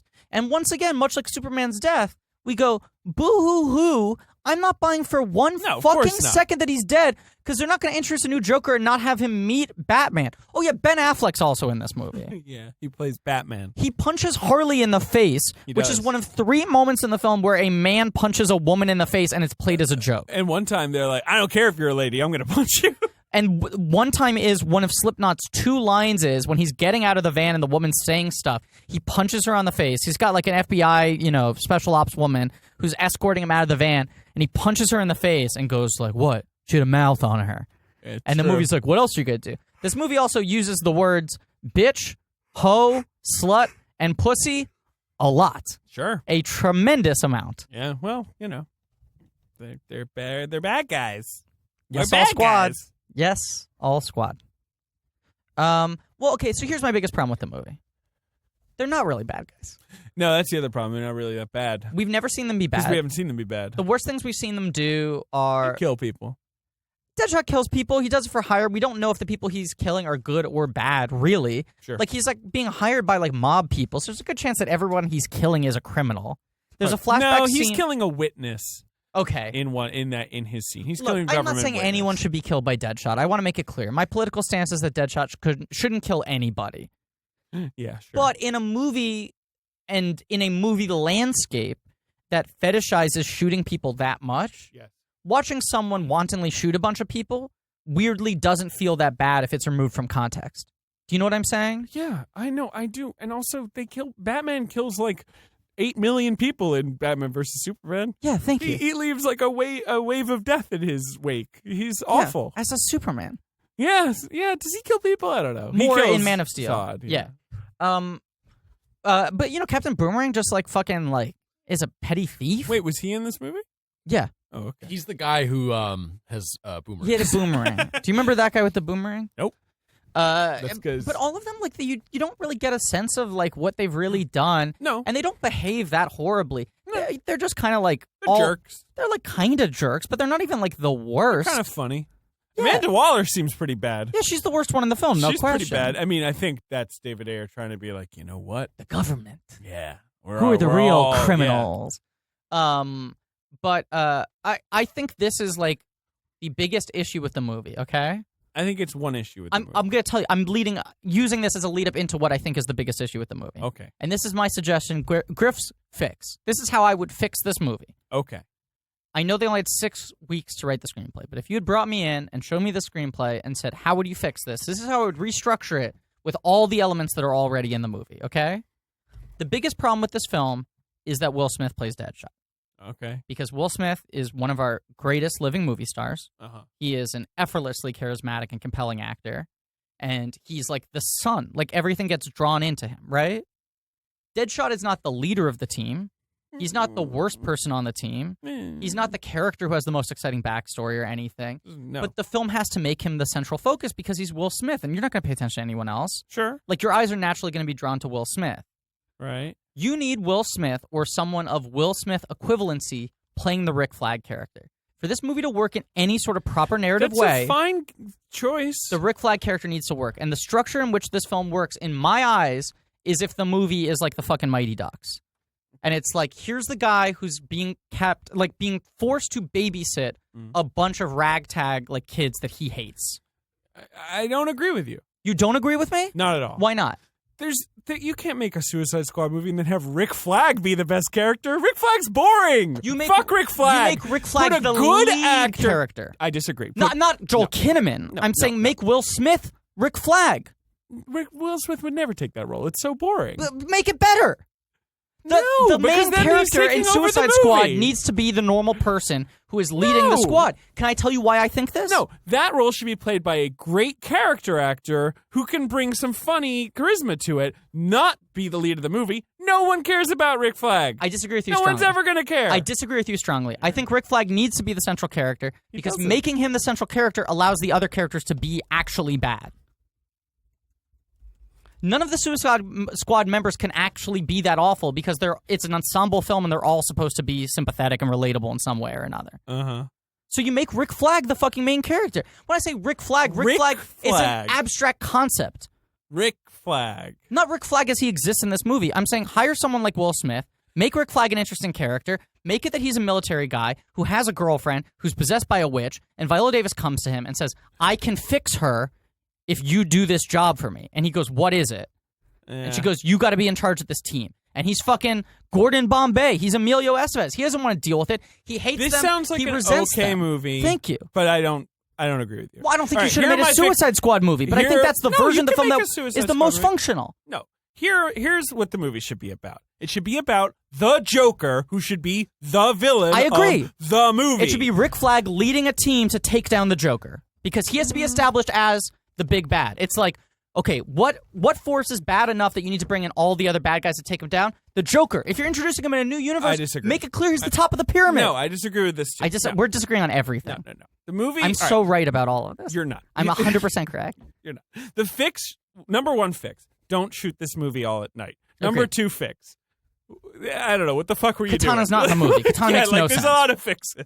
Right. Number three fix, why is the villain like a glowing CGI man incubus? Like, But see, you're focusing on like small No. details. I think the very structure of the movie is wrong. That was my joke Okay. that I was making. But no, I think your movie is you've got the Joker, he's out there. Yes. You've got this, you can still have this sort of Amanda Waller misled idea of like, oh, we can corral like the villains into a team and that's going to work. You have the Joker take over the team. Like, you have Harley Quinn there. Like, have him fuck up the team. Like, I you think need that's the third team- act twist. I think that's third act twist is once they get to the Joker, they realize that Amanda Waller's the real villain and they team up with the Joker and Harley to take down Amanda Waller. Yeah, I don't know. Look, I think Rick Flag has to be the audience surrogate character. No, I think that Rick allows Flag the rest of them to be sucks. scoundrels. You they're- want them to be really bad. And you want to be a film about him realizing that everyone's a human being. I think I don't even I think know. he, I don't even know think if if you need Rick a Flag Flag isn't character. the audience surrogate character, then there's no reason for him to be in the movie. Yeah, I don't really think you need Rick Flag at all. Okay, but I think if Rick Flag isn't in the movie, then someone like Deadshot needs to be the leader of the team, which makes him more heroic than he should be. I don't have a problem with the general idea they have, which is Amanda Waller is kind of a bad guy almost. Right. Deadshot is a villain in that he, is an immoral man who murders for money. Yeah. But he's not He's a murderer who takes deranged. credit cards. No, he's not crazy. And so if you put him on a team of deranged people, now I don't know why you're including like Captain Boomerang, these characters who have no characterization at all. But if you put him on a team of like genuinely deranged people, like your Killer Croc, your Enchantress, your Harley Quinn, that's all you need. He can still be a bad guy who is also like at least sane. And that's your audience surrogate. I disagree. I don't think in a movie about villains who kill people, the audience is going to want to be the surrogate of the boring guy who bosses them around. That guy sucks. Well, It's then about my him problem is learning to accept he's them. just a No, military guy. He's boring. But he doesn't have to It's be about boring. the audience accepting the bad guy. Give him a name. That's why he functions as the audience surrogate, because Listen. he accepts the bad guys and we accept it through him. That sounds like fucking hand-holding shit nonsense. Yeah, like the Mighty Ducks. What if his superhero name is Red Flag? Because He's a bad sign of what's to come? yeah. I think Rick Flag, the movie starts with Rick Flag. His girlfriend gets captured by a witch. He's in love with her before she turns into a witch. That's such a quick fix, right? Don't have Rick Flag. Don't have Enchantress be the villain. That's a mistake. She's not a villain. She's on the team. Uh-huh. Okay? He falls in love with her. He's a military guy. Viola Davis wants to assemble this team because the Joker is a threat. She goes to Rick Flag. She's like, I know about your situation with your girlfriend. I have the cure, but I need you to do something for me. What is it? Assemble this team. I fucking hate villains.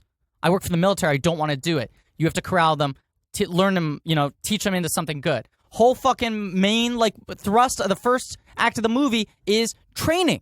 They get all of them together. That you would have be the them classic bond. 3-act structure, certainly, is have a training. Right? And rather than section. doing all these fucking flashback things, Or at you least have them another mission. But you have them get to actually know each other, Yeah. so they become a dysfunctional family, rather than this movie where they're all just together suddenly. They're together for an hour, and then El Diablo is saying shit like, I already lost one family. I'm not going to lose this one. They're You're not like, your family. You yeah, don't know them. You know them for an what? hour. You don't like This them. You've is- had no conversations. These are some guys that you were hanging out with on a helicopter. You guys mentioned how he lost his family, right? No, we haven't gotten They to mention that. that after he's had the flame out. Yeah, they mentioned that after he's had like 3 flame Like, outs that has- and yeah. like a bunch of shit has But happened. before he's turned into a fire skeleton.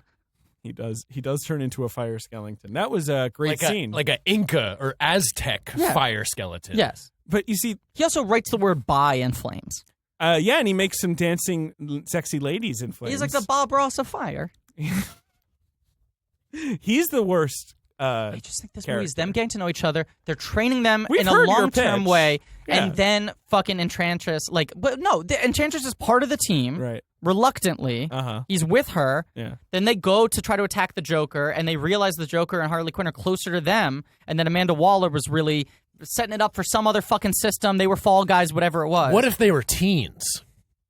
Well, that's just a different movie. Yeah, it's Teen Team Supreme. That's just But if they're Runaways. teens, Yeah. then it's like, They should make a Runaways movie. or if they're babies, what If about you could do it right, it'd be great. Baby Suicide Squad? Well, Suicide Squad babies would be great. It would be great. I mean, baby Harley Quinn, adorable. Suddenly the pants make sense. Can I tell you a big complaint I have with Harley Quinn in this movie? I have so many complaints. I don't think she's crazy enough. Is that insane? I think she's just like a little kooky. But even within the She's- structure of the team, Captain Boomerang is set up as being crazier. But like, He behaves in none a of them crazier do manner. anything. Well, that's my This is point. the problem. They don't have any. We know she's crazy. Yeah. Because she says things that are in her head sometimes, I guess. It feels like she's doing a bit. It feels Well, like she's fucking Jared Leto bragging about how crazy he went for the filming of the movie Suicide Squad. We don't see her be crazy because that would involve her like knifing someone, and that would be an issue. Why? Like, That's what the movie should fucking be. Why would just that be them an all issue? knifing each other. What else? Then why make this movie if you don't do that? Why Because- make a movie where Harley Quinn's part of Suicide Squad if you don't make her freak out? Well, but like Harley Quinn, who is not a character I've ever liked, and I like her in the animated series. I'm not crazy about the modern sort of. Yeah, I'm certainly not. I've never been a big fan of her, but Harley Quinn is defined by the Joker.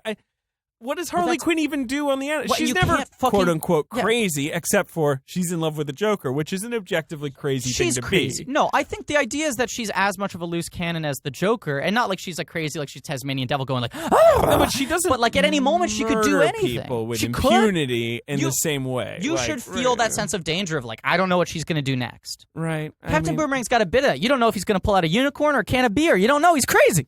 Captain Boomerang is the best character in the film. Runs away from the action in the film. Yes. Which makes sense. He only has a boomerang. As do most characters. El Diablo like ducks out a couple times. El Diablo doesn't do anything for most of the movie. He's like, I don't do fire there stuff anymore. There are people shooting each other and he's just standing there in the middle looking at them solemnly. He could be quite helpful. Yeah, and also they could shoot him. Like sure. Either one. He's not fighting and no one's fighting him. The villains in this movie, apart from Enchantress, are blob people. Let's let Ben talk about Incubus. Yeah, they're people with black tar eyeball bodies. Yeah, they're blobs. They're blobs. Ben, do you want to talk about Incubus? Sure do. Well, all right. So we meet the brother. Okay. He the brother of Enchantress. Right. He inhabits some rando. Right. Some subway rando. We've all been on the subway and someone's tried to put an Aztec god inside of us. Yeah, of course. Yeah. Okay. So you're thinking, okay, cool, another witch, right? A warlock. Uh-huh. But what is he gonna look? What is he gonna look like? Is he gonna look similar to Enchantress? Enchantress, a little lady, but she's got a lot of dust. Right. But then you get it. You get a sense of what you're working with. You got yourself an ancient god. Uh-huh. Okay, and he happens to be big, very big, quite big. I would put him around 15 feet. Yeah. And you're not like that. really sure what he's made of. You're not sure of what the people they make, the blobby people are made of. We don't even see them really being made until later. He's kind of fiery. Like, he's like orange glowing. He kind of looks like a knockoff Gods of Egypt character. He's sort of like got that sort of robo-transformer, but like also ancient Egyptian look. Yeah, I was going to say a little like Destroyer from Thor when he like lights up from the inside. But he's got a human face. I would say that the CGI is goofy. Yeah, especially on Enchantress, because like at some when point, she's twerking, she like hits her like ideal form, quote unquote, and stops being a pig pen, and then starts just being like a showgirl. Yeah, she starts being like a Vegas showgirl, and she's doing like the Britney like "I'm a slave for you" dance, but without the snake, and her whole body appears to be CGI. Yeah, and she's got the sort of Kate Blanchett in Lord of the Rings when she's getting really hyped up about the ring voice. That's sort of like, I am Enchantress. I am Cara Delevingne. She's. I would say that the audience chuckled mostly at her appearances. Didn't take her very seriously, I think, as a threatening villain. Yeah, can I throw out another complaint I had about this movie? There's about so many problems with this movie. Harley Quinn in particular. None of her jokes land in the film.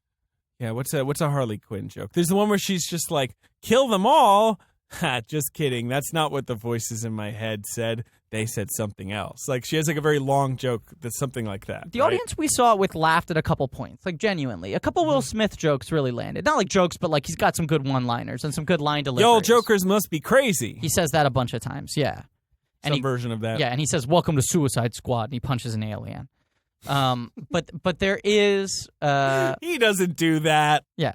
There's also the part where he puts on sunglasses and he says, you know what the difference between you and me is? I make this look squad. He does say that. There's also that part where he says, squad robot. I squad bot. I did not murder him. That's what the robot says in iRobot. The pursuit of squaddiness. Anyway. I suicide like a butterfly, I squad like a bee. Yes. Thank you, Ben. There is no Harley Quinn joke. I remember getting a laugh from the audience in the theater last night. Ben's laughing really hard at his own joke. It was pretty good. It was pretty good. But right? I don't remember them laughing at anything. And the editing is so bad, the timing's so bad, they cut off all her jokes like prematurely, but also like it doesn't work. They're badly written, and I don't think I watched this movie and feel her feeling uncomfortable. You know? Because even the accent's a lot more consistent in Wolf of Wall Street. Yeah, her accent is... It's a little in and out in this. There's scenes where she sounds totally Australian, and Wolf of Wall Street, she's pretty immaculate. While being cartoonish, but pretty she's immaculate. Harley Quinn is supposed to have, for whatever reason, this sort of like Brooklyn gal accent. Yeah. You know, like pudding, like Yeah. Mr. J. Mr. J. Yeah. Which is what's that voice actress who's great, whoever plays her in the animated I forget her series. name, I forget her name. I'll look up her name because I feel bad. But there is a thing. I watched this performance and it feels like Margot Robbie could not find a strong enough handle. Arlene Sorkin could not find a strong enough handle for the character, and so she's sort of throwing stuff at the wall. Will Smith is like such a veteran at this point. Smith. He can turn straw into gold. Like he can do it. He can make any character engaging to watch. I liked Will Smith in this. Yes. Yeah. He's good. But I think Margot Robbie, while being a great movie star and a very good actress, isn't quite at the level that she can like put, as they say in the film, like 12 pounds of shit into a 10-pound bag. Yeah. But you also, great line in the film, by the Yeah. way. And the bag contains killer crap. You also feel bad because I feel really bad for her. Like you said, she doesn't get the moments you kind of want from her. Yeah. You know, she doesn't get some big, quote unquote, like hero, a big villain moment. But they give her the final moment where she takes down the villain only because they were like, oh, right, we should probably let her do it because she's the character that the audience likes the most, right? Yeah. That the one they're most excited to see in the film. Right. But it doesn't really make sense that she does that. No, it doesn't make a lot of sense. Her character makes no sense. She just wants to get back to the Joker. It's very difficult to make a movie like this work where the romance that she's so obsessed with happens all in flashbacks. In like 5 minutes. Right.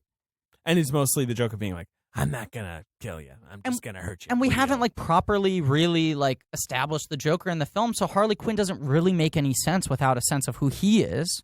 You know, unfortunately, that is a character that exists only in relation to the Joker. And I know people are going to throw out that, like, well, now in the comics they made her more independent. She stands on her own. And it's like, yeah, but that's in the comics. The whole point is if you're reading an issue now, you know that's coming off of 20 years of past, like, Sure. Each issue is subverting the history of what the characters have been. This movie feels like that to me a little bit, where it's like, look at how we're flipping the script. But it's like, yeah, but we're not. This isn't issue 500. Like, this is Right. the first issue of all of these characters in this movie. For the sake of this movie and these actors playing them, this is issue 1. And you're flipping scripts that haven't been written yet. You are, and yeah. Which is Yeah, why everything I you're think saying is true. make them the Mighty Ducks. Just make them really bad. Treat them like Garbage Pail Kids. Don't make them all have tragic backstories. And just make it like Rick Flag has to be in charge of like a bunch of fucking crazy weirdos. Allow them to be crazy and weird. That's what we want to see. We want to see them be insane. They should have done this. This should have been the 9th movie. Agreed, Then you could 100%. see- then you After could all of see them it. have been in separate movies. Or at least enough of them had been. At Wouldn't least that- you'd had Deadshot in a movie. You'd had Harley Quinn in a movie. You'd had maybe Amanda Waller. You can introduce new characters. Would it not have been cool if in like 5 DC movies there were villains who at the end of the film were defeated but not killed, and then the 9th movie is all those villains together now? That would have been cool. And we're seeing it from the That'd other be perspective. But wait, what if it was who's the villain in Man of Steel? Oh, it's General Zod. Zod, Doomsday, Lex Doomsday. Luthor. This is the problem. A lot of these villains can't really recur. That's what I'm saying. If starting now, Yeah. if Flash had Captain Boomerang in it, whatever, maybe not even as the main Who's villain. the villain in The Flash going to be? I have no idea. It's probably going to be some sort of version of Reverse Flash, Professor Yeah. Zoom, or something like that, Right. right? I have to imagine. Yeah. I don't think they've announced it yet. That movie is a little more encouraging to me because I like. I have no idea how to pronounce his name, but Rick Famuyiwa. Who made Dope Yes. and could be good, but it's another movie where they fired the original director, and I think they're in a bit of a time crunch, and you wonder, like, oh God, like, is this But I gonna think work this out? new director choice is a lot better than the original director No, choice, who is someone who had never directed a movie before. It was a perfectly good choice. Rick Famuyiwa is like a really good stylist, and what's her name?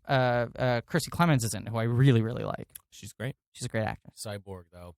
Yeah, Ben's all about that cyborg. But I mean, aren't we? Cyborg isn't like till like 2020 or something, right? Like it's going to be a while till we get a Cyborg movie. yeah. How did he become a robot? we'll be Well- yeah.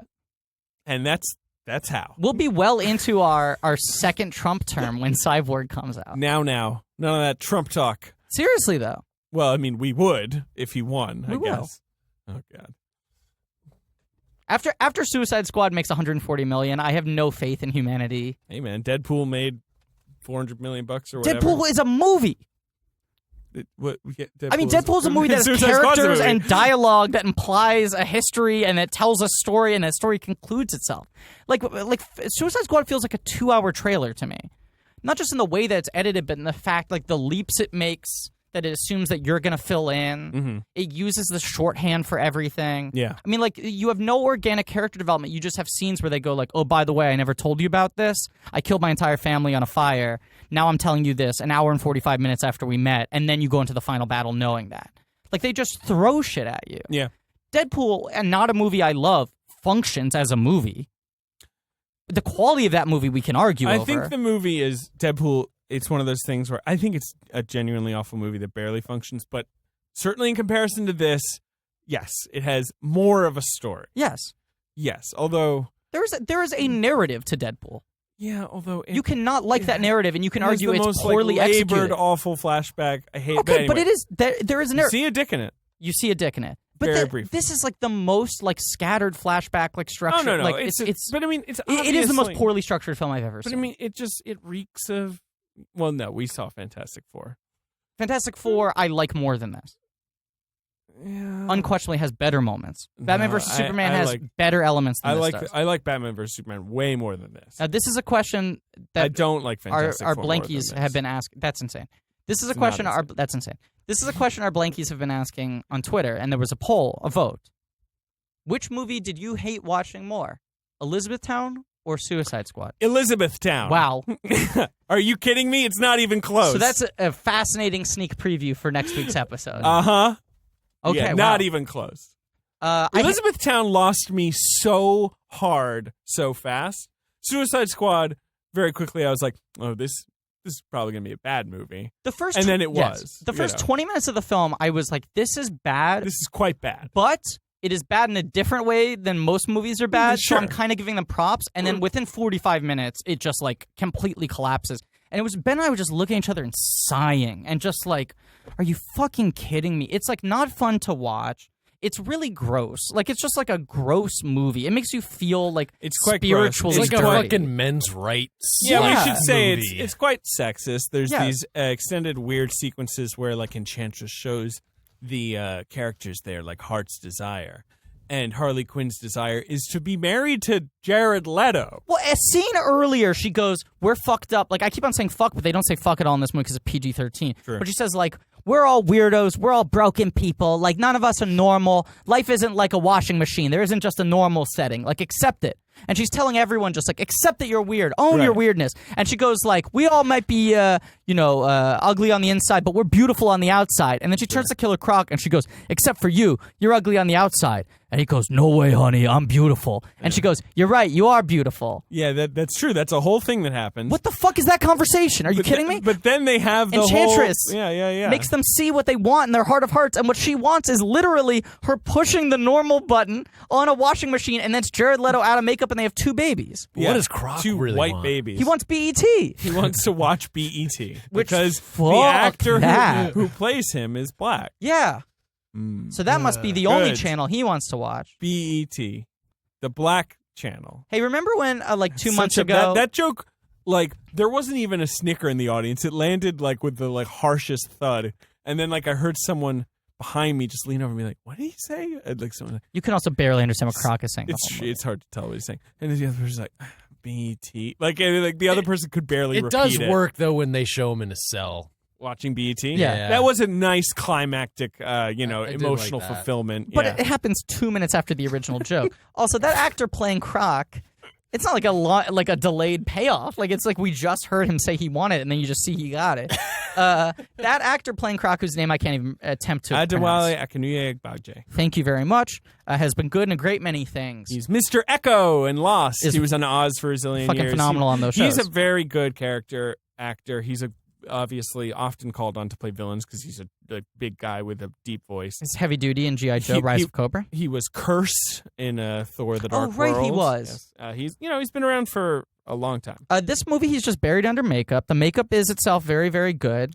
Yeah, the makeup's good. But it feels like he's doing like an acting class exercise where it's like, and now play a snake. Right. And his movements are so exaggerated. And I always thought the thing that was kind of interesting about Killer Croc was that he was like a dude who looked like a crocodile but otherwise kind of functioned like a guy. Right. Like, he's not literally a crocodile. Right. You know what I'm saying? And in this movie, he like does the most like exaggerated walk in the world. I mean, we were saying after the movie, like when we were talking to the Black Man Can't Jump guys, like gotta give him props. Like, he did pick something, and he stuck to it. Sure.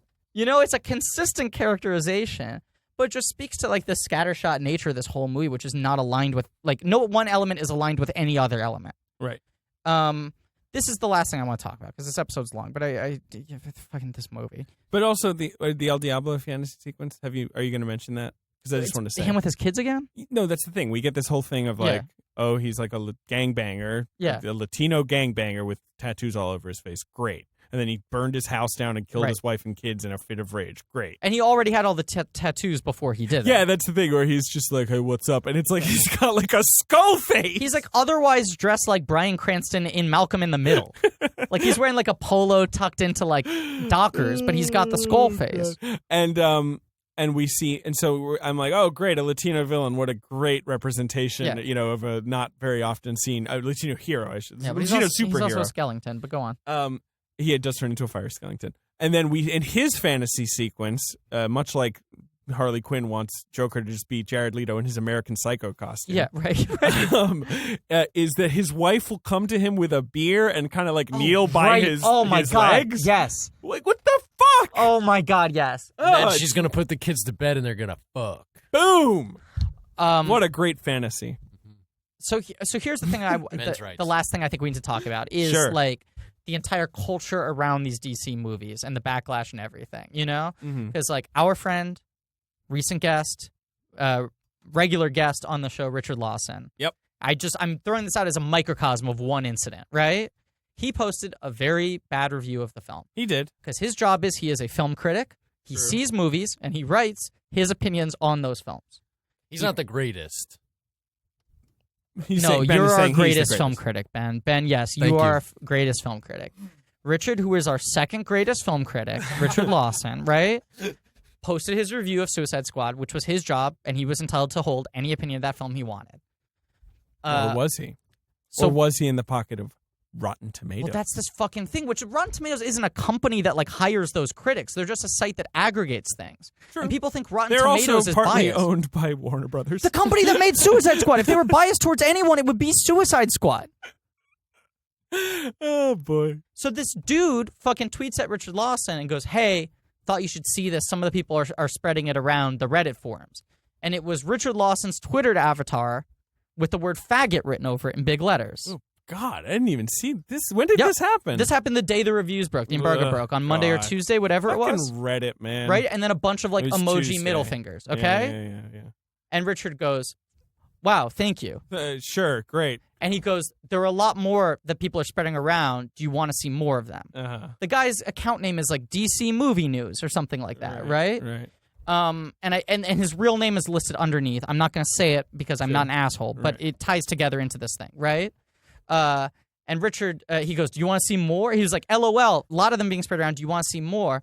And Richard responds, yeah, there's nothing I love more than being called a faggot for writing a bad review of a movie. Mm-hmm. And the guy goes, okay, cool, and then sends him 4 more pictures. Great. Thanks, guy. Now, the irony of this is that Richard's avatar is Neil Hamburger. Right. Yes. Yeah.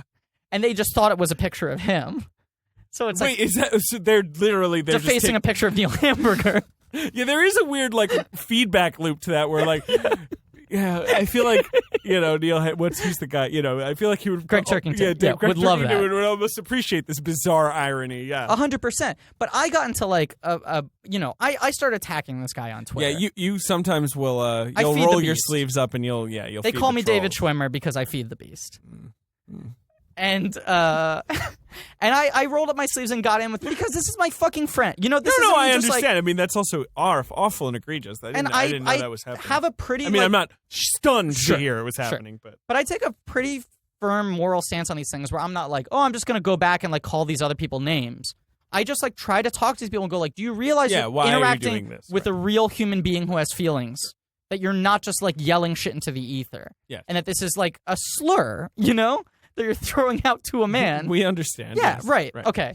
And he just kept on responding with like, well, he was asking for it. Like literally he he There was literally asked, like, sure, in his sarcastic terms. Is that what he means? Like, do you not understand sarcasm? Anyway. And he was like, well, still, he didn't have to write that review. And I was like, he did because that's his job. Yeah. His job is to review. And he goes, well, he didn't have to write the review and make it that bad. And he was like, because he didn't like the movie. Have you never not liked a movie before? Well, He goes, well, I just think he's biased. And I said, look, if he had loved the movie, would you think he was being paid out by Warner Brothers? Right. Because if he hates it, you think he's being paid out by Marvel. And I guarantee you, Marvel doesn't fucking care. Warner Brothers doesn't fucking care. No. If they're making money, they don't fucking care. They want us to like the movies. They want the ideally. movies to get good reviews. But Well, it's certainly not something that... And the Marvel thing is they've constructed this kind of like pyramid scheme where like because there's enough general goodwill towards the movies that people will go see all of them because they like the last one. They want to see how the new characters introduced.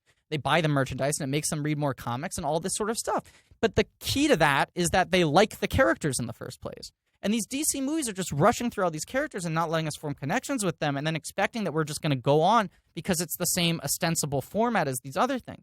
But I'm getting to this fight with this guy, and he was like, what's your problem? Why are you defending him so much? Get a life or whatever. Uh-huh. And then he was like, what is he, your boyfriend or something? And it's like, well, great. Okay, so now we're in this circular thing, this whole thing, fuck you. He blocks me, of course, right? Before I say anything mean to him. Right. I'm just trying to reason with him. And then this same guy, if I'm not mistaken, I recognize the name, is the one who then started a Change.org petition to shut down Rotten Tomatoes because the bad reviews are hurting his feelings because he wants the movies to be good. Look, I mean, I'll admit, like, I went on Reddit the day the reviews broke. Got to stare into the sun for out a of a little bit. perverse fascination. I've never really poked around the DC movies forum or where I found it. And it was interesting because obviously, of course, there are the truly harmful, nasty people, right? Yeah. And then there's obviously this, like, a lot of people who are really invested in these movies being good. Yeah. And they're really sad that they know they're not, like. Right. And it's just heartbreaking. Like, you can't be that invested. They care about those... You got to be less invested. It's not going to be good for you. You're not going to feel good. They care about those characters and they really want the movies to be good. And hearing the and public decide the movies aren't good. Like, oh my God, like I really thought this one was gonna, work out. I thought Suicide Squad was gonna be a lot better. Like seeing the reviews break and just being like, this is terrible. Yeah. Some people saying things like, okay, well, let's not go after critics again. We've gotten so much hot water last time over Batman vs Superman. Obviously, some people are ignoring such, Yeah. A lot of them are freaking out because Devin Faraci gave it a positive review, which like blew their because tiny minds. Think he's it's like the a most paradigm biased king of them all. They think he's the king of Marvel bias trolls king. or Not whatever. biased, because they don't even know how to fucking conjugate bias. All this insanity. And that was our burger report. God, it's so just take it easy, guys. It's okay. But here's this it's element just a of it movie. to me, okay, right? The Marvel characters, we've gotten such deep bench characters portrayed in loving ways at this point. No one thought we'd get Black Panther, in Sure, like, right. The biggest live action film of the year, that lovingly introduced and played with respect. And, Yeah. We have fucking Ryan Coogler making a Black Panther movie with it's great. 5 of our best living actors It's in great. it. It's great news. Right. And DC people are like, we still can't fucking get Wonder Woman working? Like, Yeah, what? sure. I understand that frustration if those are the characters that you grew up really loving. I love Batman. I'm not that attached to that many other DC characters. There's been a lot. Batman, we've got enough interpretations of it. Yeah, But there's been a lot of Batman. if you're a fan of any other DC character, you're like kind of out of luck, Right. I mean, Superman's been like hit and miss, and the other ones have barely been covered. Right. But there's this thing that comes out now, I think, of like the DC characters have always been a little more dry. Mm-hmm. They've always been a little more mythical, whereas the Marvel characters were a little more psychologically that was the relatable. whole revolution of Stan Lee was like making the Marvel characters be more like real people rather than these sort of demigods. Sure. And look, pick your choice. I'm not going to argue which is a better approach or which isn't. But DC's approach to making these movies has been, we're going to make these movies the gritty, real, serious, adult-minded ones. Right. And that comes out of, like, I think the success of the Nolan Batman movies, which were, that's one character that actually can withhold that sort of psychological exploration. It was done in a patient, like, probing way. Sure. And they really dug in. It wasn't serious for the sake of being serious. And it was also that character had been done so many different times before that you could take a radical departure to that. But I watch something like Suicide Squad, and I get bummed out about the fact that it's like, in trying to prove that their characters are serious, they're making movies that no kid would enjoy. And I know we said this in our Batman versus Superman episode, but like putting aside whether or not it's appropriate, I just think these are like unpleasant movies for children. And the DC fans are like, well, the Marvel movies are fucking Disney, they're for babies. Sure, they're too cute, yeah. fine. If you think they're too cute, you want to be a little more grounded, that's fine. But I think the Marvel movies work for multiple age groups, and the DC movies are working for one, like, a specific group, Young which is men who are angry and feel like they're being betrayed by the world. I mean, right? certainly, look, we spend a lot of time on the internet. We're exposed to the worst of people. Yeah. And I'm sure there are normal, boring people out there who like the Suicide Squad. We were in the theater last night with a bunch of guys wearing DC shirts, and all of them seemed like totally nice gentlemen. Sure, whatever. And I own fucking too many Batman shirts. Like, I mean, I'm a terrible person, but that's are. aside, You're quite right? bad. I'm quite awful. I would say you're quite bad. Your Rick Flag theory alone. But here's the crux of this thing for me, okay? Another time I fed the beast, Oh my God. Schwimmer came back. Schwimmer came back.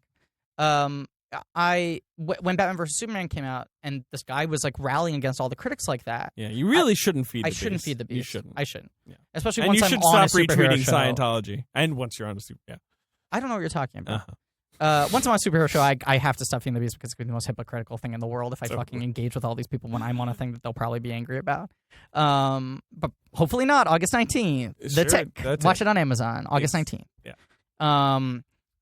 I went to this guy and I just said, hey, I'm just curious. Did you like Batman versus Superman?